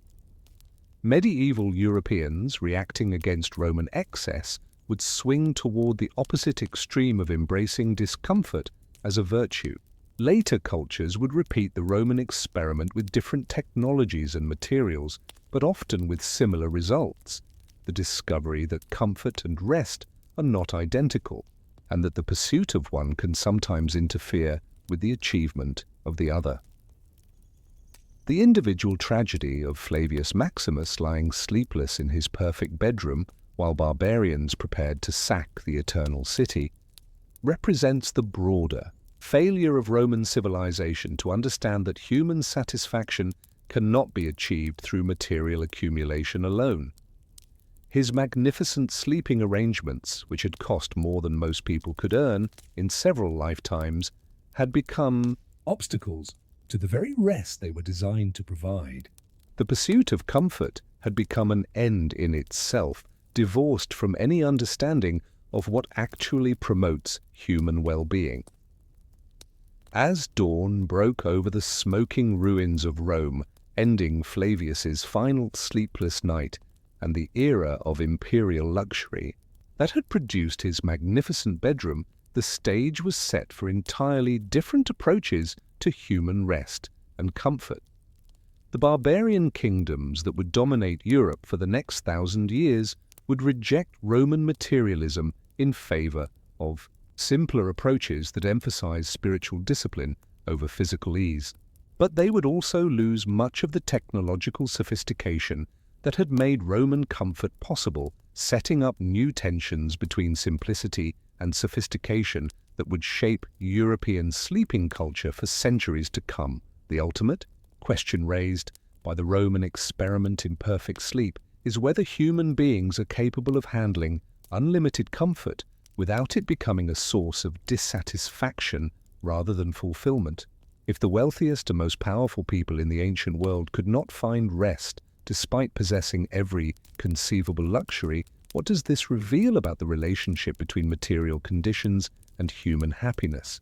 And what essential insights about the nature of rest and satisfaction might we learn from their magnificent failure? As we prepare to explore our final sleeping culture, the Japanese approach that would achieve remarkable success through the systematic embrace of simplicity rather than the pursuit of luxury, the Roman example serves as both warning and inspiration. Their technological achievements in comfort optimization were genuine and impressive, but their failure to understand the psychological and spiritual dimensions of rest led to outcomes that were the opposite of what they intended. The question that haunts us as we consider their experience is whether we, with our modern obsession with comfort and convenience, are repeating their mistakes on an even grander scale. Takeshi Yoshimura awakened at the first hint of dawn filtering through the paper screens of his modest home in Edo. The year 1650, marked not by elaborate calendars, but by the subtle changes in light and shadow that regulated life in Tokugawa, Japan. Unlike the stone pillows of ancient Egypt, the overcrowded beds of medieval Europe, or the silk-draped luxury of imperial Rome, Takeshi's sleeping arrangement embodied a radically different philosophy, one that achieved profound comfort through systematic simplicity rather than accumulated complexity. His bed, if it could even be called that, consisted of nothing more than a thin cotton mattress, called a shikibuten, laid directly upon tatami mats, woven from rice straw and covered with woven rush. The tatami themselves represented centuries of refined engineering, each mat measuring exactly 1 by 2 meters, the space required for a single person to sleep comfortably, creating a modular system that could be arranged and rearranged to accommodate any number of sleepers or any configuration of living space. The profound simplicity of this arrangement concealed sophisticated understanding of human physiology, environmental harmony, and social organization that had evolved over more than a millennium of Japanese culture. Where other civilizations had pursued comfort through addition, more pillows, softer materials, elaborate furniture, the Japanese had achieved it through subtraction, stripping away everything non-essential to discover what was truly necessary for peaceful rest. The morning ritual of Takeshi's awakening revealed the genius of Japanese sleeping culture. Within minutes of rising, his entire bedroom had disappeared. The shikibuten was folded into a compact rectangle and stored in a wall closet along with his kakebuten, or top futon, and his small, firm pillow filled with buckwheat hulls. The tatamiya mats remained, but they now formed the floor of a multi-purpose room that would serve throughout the day as dining room, workspace, reception area, and entertainment venue. The transformation was so complete that a visitor arriving an hour after dawn would find no evidence that the space had ever been used for sleeping.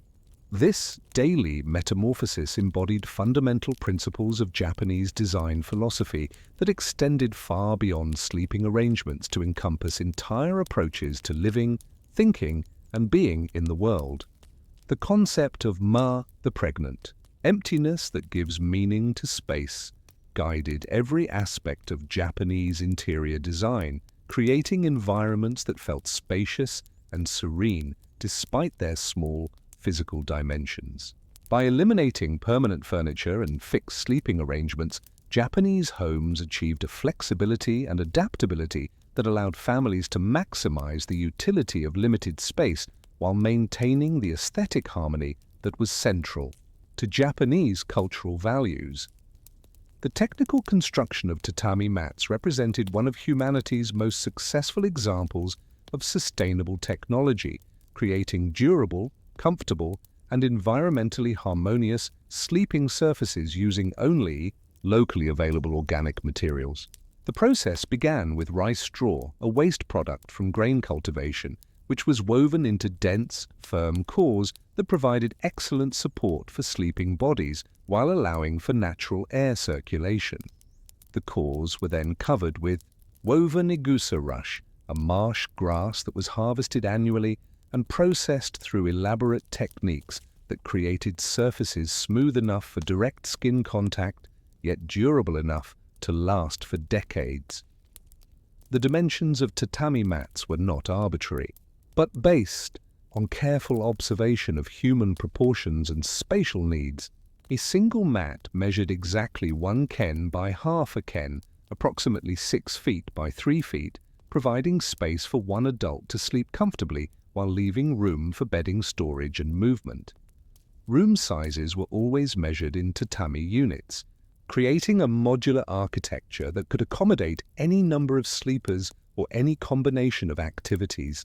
A 6-mat room provided comfortable sleeping space for a small family, while an 8-mat room could accommodate guests or extended family members during festivals and celebrations. The manufacturing process for tatami mats required specialized skills that were passed down through generations of craftsmen whose entire livelihoods depended on understanding the subtle properties of rice, straw, and rush grass. Different regions developed distinctive weaving techniques that created mats, with varying degrees of firmness, texture, and durability. The finest mats, used in temples and the homes of wealthy families, incorporated rush grass grown under specific conditions and woven according to ancient patterns that created surfaces of extraordinary beauty and comfort. The daily maintenance of tatami mats required careful attention and regular care that connected Japanese families to the natural rhythms of their environment. The mats needed to be swept with special brooms that removed dust without damaging the delicate rush covering. Periodic airing in sunshine prevented moisture accumulation and the growth of mold or mildew. Seasonal replacement of worn mats became important family events that marked the passage of time and the household's commitment to maintaining proper living conditions. The shikibutun mattresses that topped the tatami represented another triumph of Japanese textile technology, creating sleeping surfaces that provided comfort and support using minimal materials and simple construction techniques. Traditional shikibutun were filled with cotton that was carefully layered and stitched to prevent shifting and clumping. The cotton filling was often mixed with other natural materials, silk for luxury versions, wool for warmth, or even rice hulls for economy models, creating customized sleeping surfaces that could be adapted to individual needs and seasonal requirements. The construction of shikibutun followed principles of organic design that emphasized natural materials, simple assembly, and environmental harmony. The outer covering was typically made from cotton or linen fabrics that were woven specifically for bedding use, with thread counts and weaving patterns designed to balance durability with comfort. The stitching patterns that held the filling in place were not merely functional but often decorative, creating geometric designs that reflected broader Japanese aesthetic principles. The pillows used in traditional Japanese sleeping arrangements represented a unique approach to head and neck support that prioritized proper spinal alignment over soft comfort. Japanese pillows, or makura, were typically small, firm, and filled with materials like buckwheat hulls, rice hulls, or even wooden chips that provided support without conforming to the shape of the head. This firm support was believed to promote better circulation, prevent wrinkles, and maintain the elaborate hairstyles that were important elements of Japanese fashion and social status. The social implications of Japanese floor sleeping created egalitarian arrangements that differed markedly from the hierarchical bedroom cultures of other civilizations. While wealthy families might use finer materials and larger spaces, the basic sleeping arrangement remained the same for all social classes. Tatami mats and futon bedding laid directly on the floor. This uniformity of sleeping culture reflected broader Japanese values that emphasized social harmony and collective identity over individual luxury and personal aggrandizement. The family dynamics of Japanese sleeping arrangements created intimate, social bonds while maintaining appropriate boundaries between different generations and genders. Large families often shared sleeping spaces with careful protocols governing the placement of individual futon and the maintenance of proper relationships between family members. Parents, children, and sometimes grandparents would arrange their bedding in the same room, creating communities of mutual support and protection while respecting individual privacy and dignity. The seasonal adaptation of Japanese sleeping culture demonstrated remarkable sensitivity to environmental changes and natural rhythms. Summer arrangements might involve thinner bedding, increased ventilation, and special cooling techniques that took advantage of natural air circulation patterns. Winter configurations incorporated thicker futon, multiple layers, and heating strategies that maximized warmth while maintaining the essential simplicity of the floor sleeping system. The religious and philosophical dimensions of Japanese sleeping culture reflected Buddhist and Shinto influences that viewed simplicity as a pathway to spiritual enlightenment and environmental harmony. The practice of sleeping close to the earth was believed to maintain connection with natural forces, while the daily routine of setting up and putting away bedding created opportunities for mindfulness and meditation that integrated spiritual practice into ordinary domestic activities. The health benefits of Japanese floor sleeping began to emerge through centuries of observation and experience that would later be validated by modern medical research. The firm support provided by tatami and thin futon was found to promote better spinal alignment and reduce back pain compared to soft Western-style mattresses. The practice of sleeping at floor level was believed to improve circulation and provide better access to negative ions that were thought to promote health and longevity. The economic advantages of Japanese sleeping arrangements created sustainable, domestic systems that minimized resource consumption while maximizing functionality and comfort. The materials used in tatami and futon production were locally sourced, renewable, and biodegradable, creating minimal environmental impact while supporting local agricultural and manufacturing economies. The longevity of well-made tatami and the repairability of futon bedding meant that sleeping arrangements could last for decades with proper care and maintenance.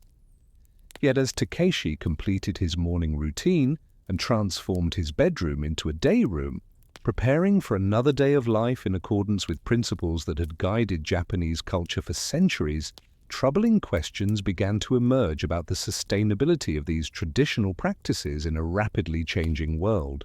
Foreign influence, urbanization, and changing social patterns were beginning to challenge the assumptions underlying Japanese sleeping culture, forcing families to choose between traditional wisdom and modern convenience in ways that would test the fundamental values upon which their society was built.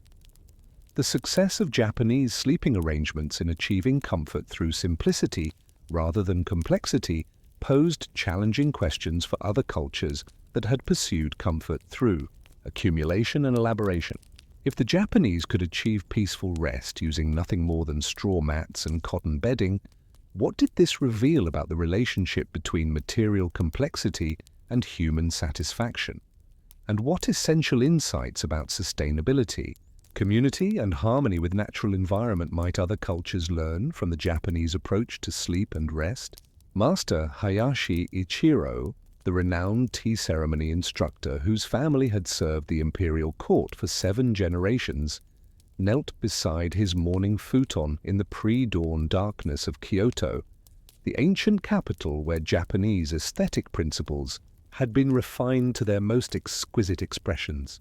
The year was 1750, during the height of the Edo period, when Japanese culture had achieved a remarkable synthesis of Zen Buddhist philosophy, Shinto environmental reverence, and practical wisdom that transformed even the most mundane activities, including the simple act of preparing for sleep, into opportunities for spiritual cultivation and aesthetic contemplation. The ritual of evening preparation in Master Hayashi's household revealed the profound depth of meaning that Japanese culture had invested in apparently simple sleeping arrangements. The process began at sunset with the careful cleaning and preparation of the sleeping space, using techniques that had been developed over centuries to optimize both physical comfort and spiritual harmony. The tatami mats were swept with bamboo, brooms in prescribed patterns that not only removed dust and debris, but created meditative rhythms that prepared the mind for the transition from active engagement to peaceful rest. The selection and arrangement of futon bedding followed principles derived from both practical experience and philosophical understanding that connected individual sleep with cosmic order and seasonal change. Different combinations of shikibuton and kakebuton were chosen based on weather conditions, lunar phases, and even the sleeper's emotional state, creating sleeping environments that responded to natural rhythms while supporting the body's physiological needs. The arrangement of bedding followed aesthetic principles that created visual harmony, even in the utilitarian context of bedroom preparation. The placement of makura, the small firm pillows that supported the head and neck, required consideration of directional orientation that reflected ancient geomantic principles borrowed from Chinese feng shui but adapted to distinctly Japanese sensibilities. Sleeping with the head oriented toward the north was avoided because this was the direction associated with death and the placement of corpses, while eastward orientation was preferred for its association with the rising sun and renewal of life energy. These orientations were not mere superstitions but reflected sophisticated understanding of how environmental factors could influence sleep quality and psychological well-being. The integration of seasonal awareness into Japanese sleeping culture created dynamic relationships between human rest and natural cycles that connected individual families to the larger rhythms of agricultural life and cosmic change. Spring sleeping arrangements emphasized freshness and renewal, with lighter bedding and increased ventilation that celebrated the awakening of natural life. Summer configurations focused on cooling and protection from humidity, while autumn arrangements prepared for the transition to colder months and the need for increased warmth and insulation. Winter sleeping arrangements in traditional Japanese homes demonstrated remarkable ingenuity in achieving comfort and warmth using minimal heating resources.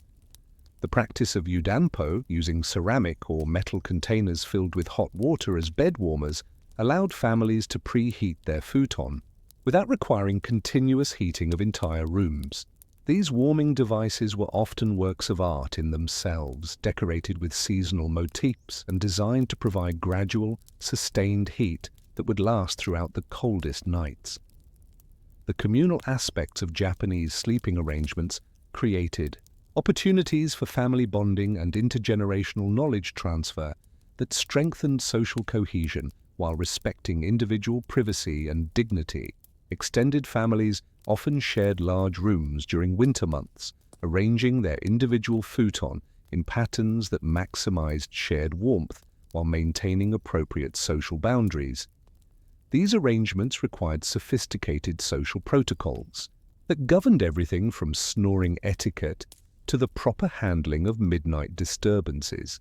The role of children in Japanese sleeping culture revealed educational philosophies that emphasized gradual development of independence within supportive community structures. Young children typically slept between their parents, gradually transitioning to their own futon as they matured. This progression taught children about personal responsibility for their sleeping arrangements while maintaining the security and warmth of family connection. The process of learning to fold and store futon properly became important rites of passage that marked children's growing competence and maturity. The maintenance rituals surrounding tatami and futon created daily practices that connected Japanese families to natural cycles and seasonal changes while developing habits of mindfulness and attention to detail.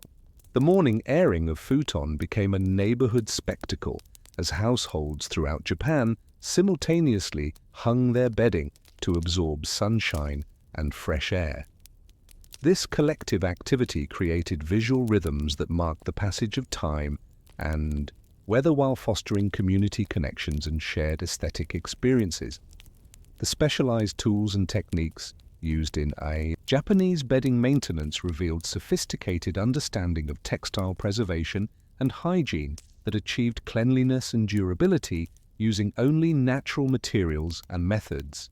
Futon tataki, special bamboo beaters, were used to remove dust and restore fluffiness to cotton filling. The rhythmic beating of futon became another meditative practice that transformed mundane household chores into opportunities for physical exercise and mental cultivation. The artistic dimensions of Japanese sleeping culture extended beyond mere functionality to encompass aesthetic principles that created beauty and harmony even in the most utilitarian contexts. The patterns and colors of futon covers reflected seasonal themes and family aesthetics, with traditional motifs like cherry, blossoms, maple leaves, or geometric designs that connected daily life to broader cultural values and artistic traditions. The selection of bedding colors and patterns became expressions of personal taste and family identity within the constraints of traditional propriety. The economic implications of Japanese sleeping culture created sustainable systems that minimized waste while maximizing utility and durability.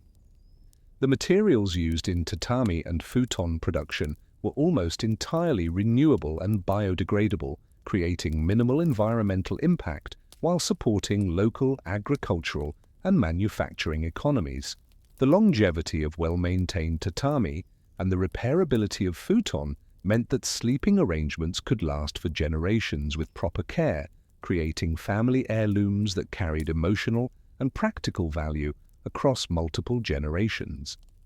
The health and wellness aspects of Japanese floor sleeping began to be documented through centuries of observation and practice that would later be validated by modern medical research.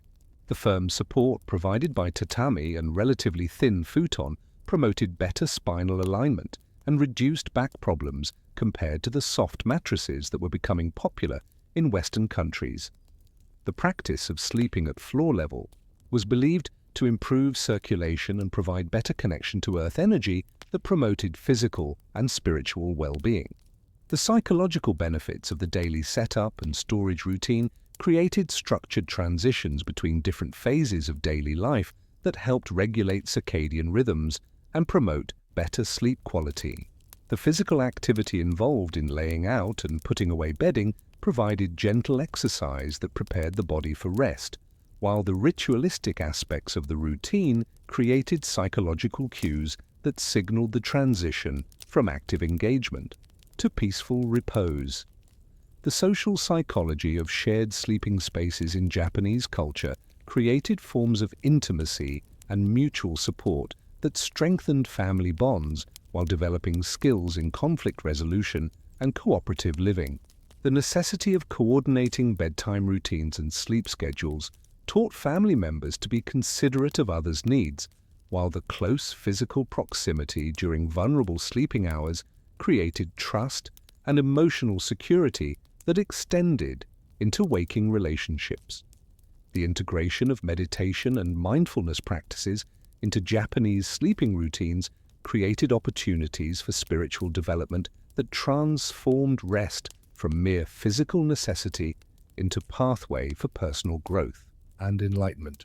The quiet moments before sleep and upon awakening were often used for reflection, gratitude practice, or simple awareness meditation that connected daily life to broader spiritual and philosophical pursuits. The educational dimensions of Japanese sleeping culture created learning opportunities that extended far beyond bedroom management to encompass lessons about responsibility, aesthetics, environmental awareness, and social cooperation.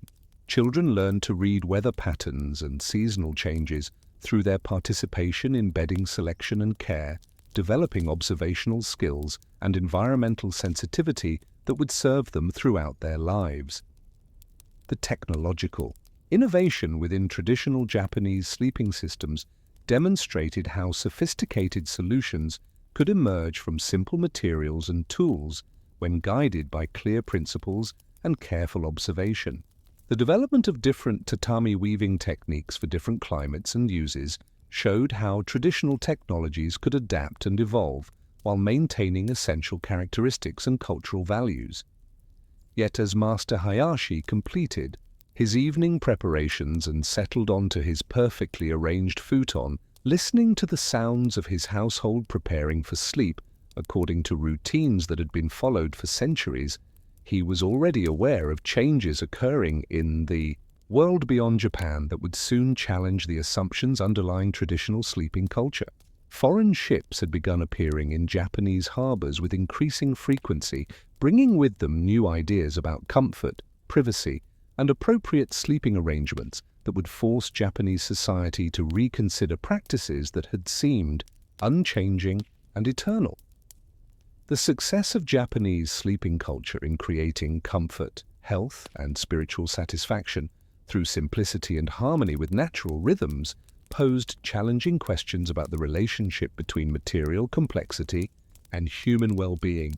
If such profound satisfaction could be achieved using nothing more than straw mats and cotton bedding, what did this reveal about the false promises of luxury and technological complexity that other cultures had pursued? And what essential wisdom about sustainability, community, and environmental harmony might be lost if traditional Japanese sleeping practices were abandoned in favor of foreign innovations? As the sounds of the Kyoto night settled into the peaceful rhythms that had marked Japanese evening for countless generations, Master Hayashi embodied a way of life that had achieved remarkable success in balancing human needs with environmental constraints, individual comfort with social harmony, and material simplicity with aesthetic richness.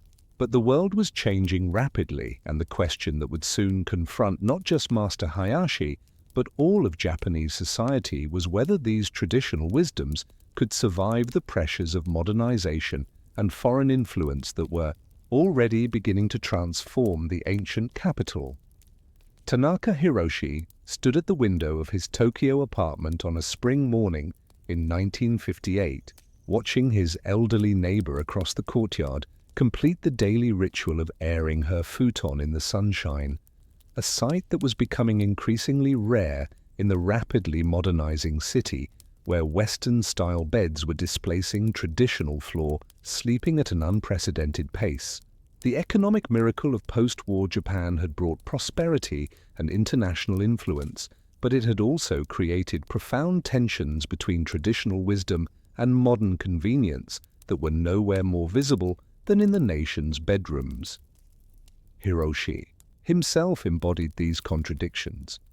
As a successful businessman working for an international trading company, he slept on a Western-style bed with springs and a soft mattress that his American colleagues considered essential for civilized living. Yet his childhood memories of sleeping on tatami mats and futon remained vivid and somehow more satisfying than his current arrangements, creating a sense of cultural displacement that affected not just his personal comfort, but his understanding of what it meant to be Japanese in an increasingly westernized world. The transformation of Japanese sleeping culture during the 20th century represented one of the most rapid and comprehensive changes in domestic arrangements in human history. Within a single generation, centuries-old practices that had sustained Japanese families through countless social and political upheavals were abandoned in favor of foreign innovations that promised greater comfort and status, but often delivered neither. The shift from futon to beds became a symbol of Japan's broader embrace of Western modernization, but it also represented the loss of traditional wisdom that had created sustainable, healthy, and aesthetically satisfying living arrangements. The economic pressures driving this transformation were both external and internal, reflecting Japan's integration into global markets and the desire of Japanese consumers to demonstrate their participation in international modernity. Western-style beds became status symbols that signified prosperity, sophistication, and alignment with global standards of civilized living. Families saved for months to purchase bedroom sets that would have seemed impossibly luxurious to their ancestors, but which now seemed essential for maintaining social respectability and personal dignity. The practical consequences of this shift began to emerge within a few years, as Japanese people discovered that the sleeping arrangements they had abandoned might have been superior to the foreign alternatives they had embraced. Back problems, which had been relatively rare in traditional Japanese society, became increasingly common as people adapted to soft mattresses that provided inadequate spinal support. Sleep quality often declined as people struggled to adapt to sleeping arrangements that were designed for different body types and cultural expectations. The architectural implications of adopting Western sleeping arrangements created new problems. In Japanese homes that had been designed according to different principles and spatial relationships, Traditional Japanese houses with their flexible room arrangements and tatami floors were poorly suited to permanent bedroom furniture, forcing families to choose between maintaining traditional living patterns and accommodating modern sleeping arrangements. Many families found themselves rebuilding their homes or moving to Western-style apartments that sacrificed the spatial flexibility and aesthetic harmony that had been central to Japanese domestic life. The environmental consequences of this transformation became apparent as the sustainable materials and practices of traditional Japanese sleeping culture were replaced by industrial products that required greater resource consumption and created more waste. Tatami mats made from renewable rice straw and rush grass were replaced by synthetic carpeting, while cotton futon that could be repaired and refreshed for decades were replaced by spring mattresses that needed complete replacement when they wore out. The daily practices of airing and maintaining bedding were abandoned in favor of chemical treatments and mechanical processing that consumed energy and created pollution.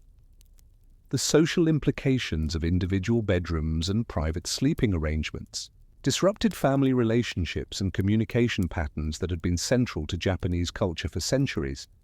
The shared sleeping spaces that had fostered intimate family bonds and cooperative problem-solving were replaced by separate bedrooms that emphasized individual privacy over collective harmony. Children who had learned responsibility and consideration through participation in communal sleeping arrangements now grew up in isolated bedrooms that provided less opportunity for developing social skills and family connections. The health consequences of abandoning traditional Japanese sleeping practices began to be documented by medical researchers who compared the physical condition of people using different sleeping arrangements. Studies found that people sleeping on traditional futon and tatami had better posture, fewer back problems, and often better overall health than those using Western-style beds. These findings sparked renewed interest in traditional practices and led to the development of hybrid approaches that attempted to combine the best aspects of both systems. The psychological effects of losing connection to traditional sleeping culture created forms of cultural anxiety and identity confusion that extended far beyond bedroom arrangements to encompass broader questions about national identity and cultural authenticity. Many Japanese people reported feeling that something essential had been lost in the transition to Western sleeping arrangements, even when they found the new systems more convenient or socially acceptable.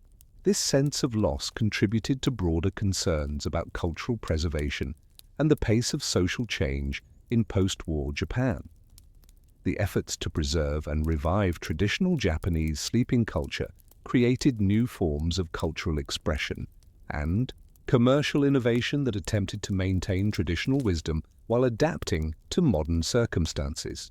Specialized retailers began offering high-quality futon and tatami to urban customers who wanted to reconnect with traditional practices, while designers developed new products that incorporated traditional principles into modern forms and materials. The international influence of Japanese sleeping culture began to grow as foreign visitors and researchers discovered the benefits of floor sleeping and minimalist bedding arrangements. The export of futon and tatami to Western countries created new markets for traditional Japanese products, while also spreading awareness of alternative approaches to sleep and domestic organization. This international recognition helped validate traditional practices that some Japanese had begun to view as backward or unsuitable for modern life. The scientific validation of traditional Japanese sleeping practices through modern research methods created new respect for ancestral wisdom and traditional technologies that had been dismissed as primitive or inconvenient. Sleep researchers found that many aspects of traditional Japanese sleeping culture, firm support, floor-level sleep, natural materials, and daily bedding maintenance, promoted better sleep quality than modern alternatives. These findings encouraged renewed interest in traditional practices and led to the development of new products that incorporated traditional principles into contemporary designs. The contemporary revival of interest in traditional Japanese sleeping culture reflects broader global trends towards sustainability, minimalism, and health-conscious living that value traditional wisdom over technological complexity. Modern Japanese families are increasingly choosing to combine traditional and modern sleeping arrangements, using futon on tatami for some family members, while maintaining Western-style beds for others, creating hybrid domestic environments that reflect the complexity of contemporary cultural identity.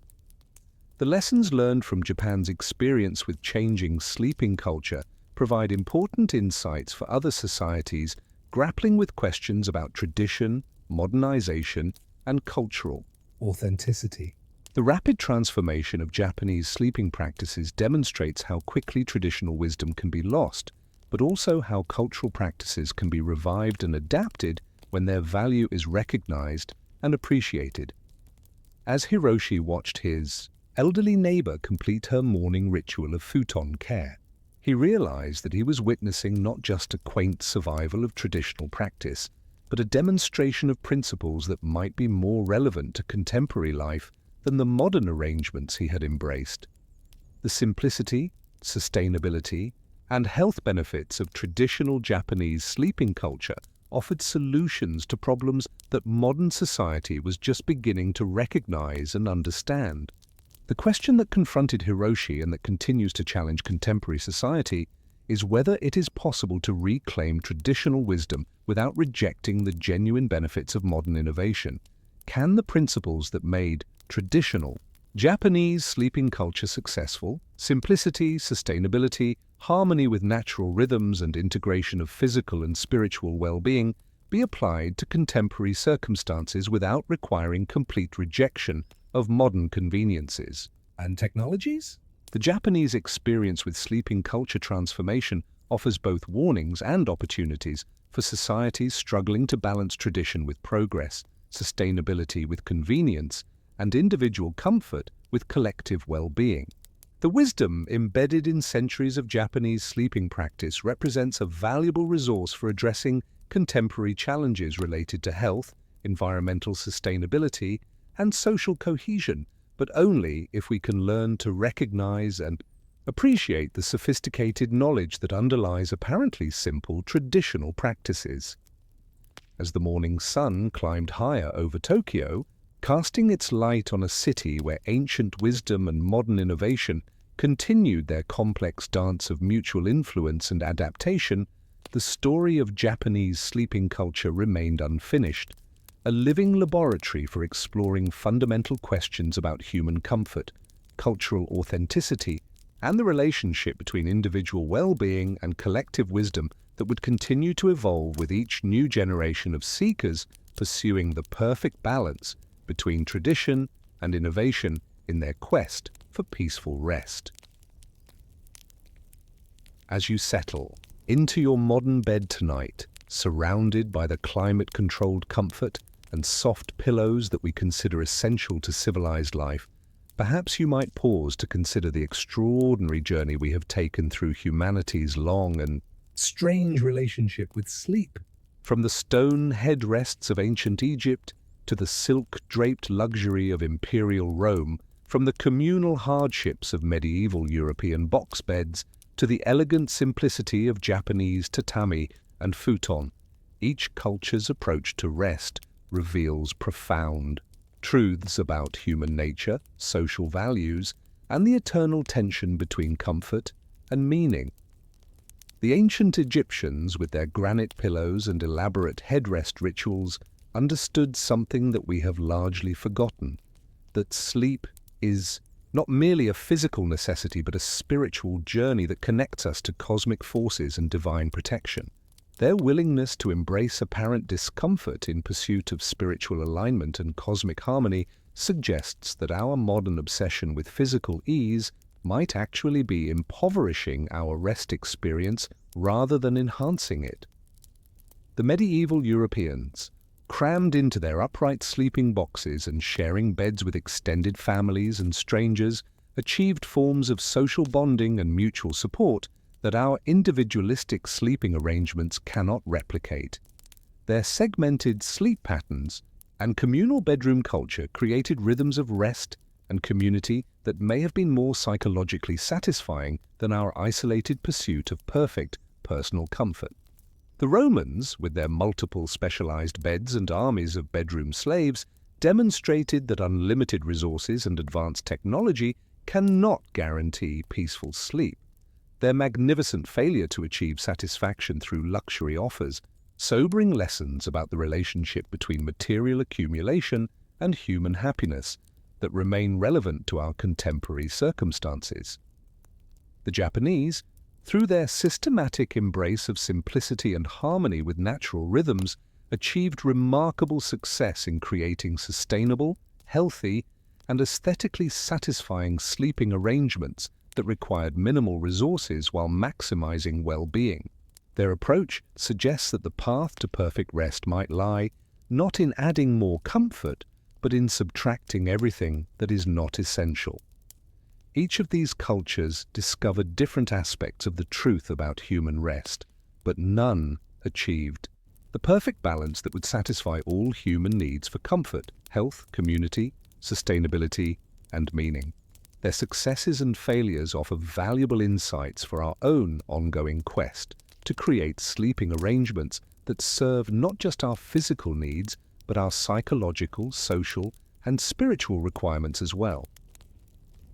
Perhaps the most important lesson from this journey through sleeping cultures is that comfort and satisfaction are not identical, and that the pursuit of one can sometimes interfere with the achievement of the other.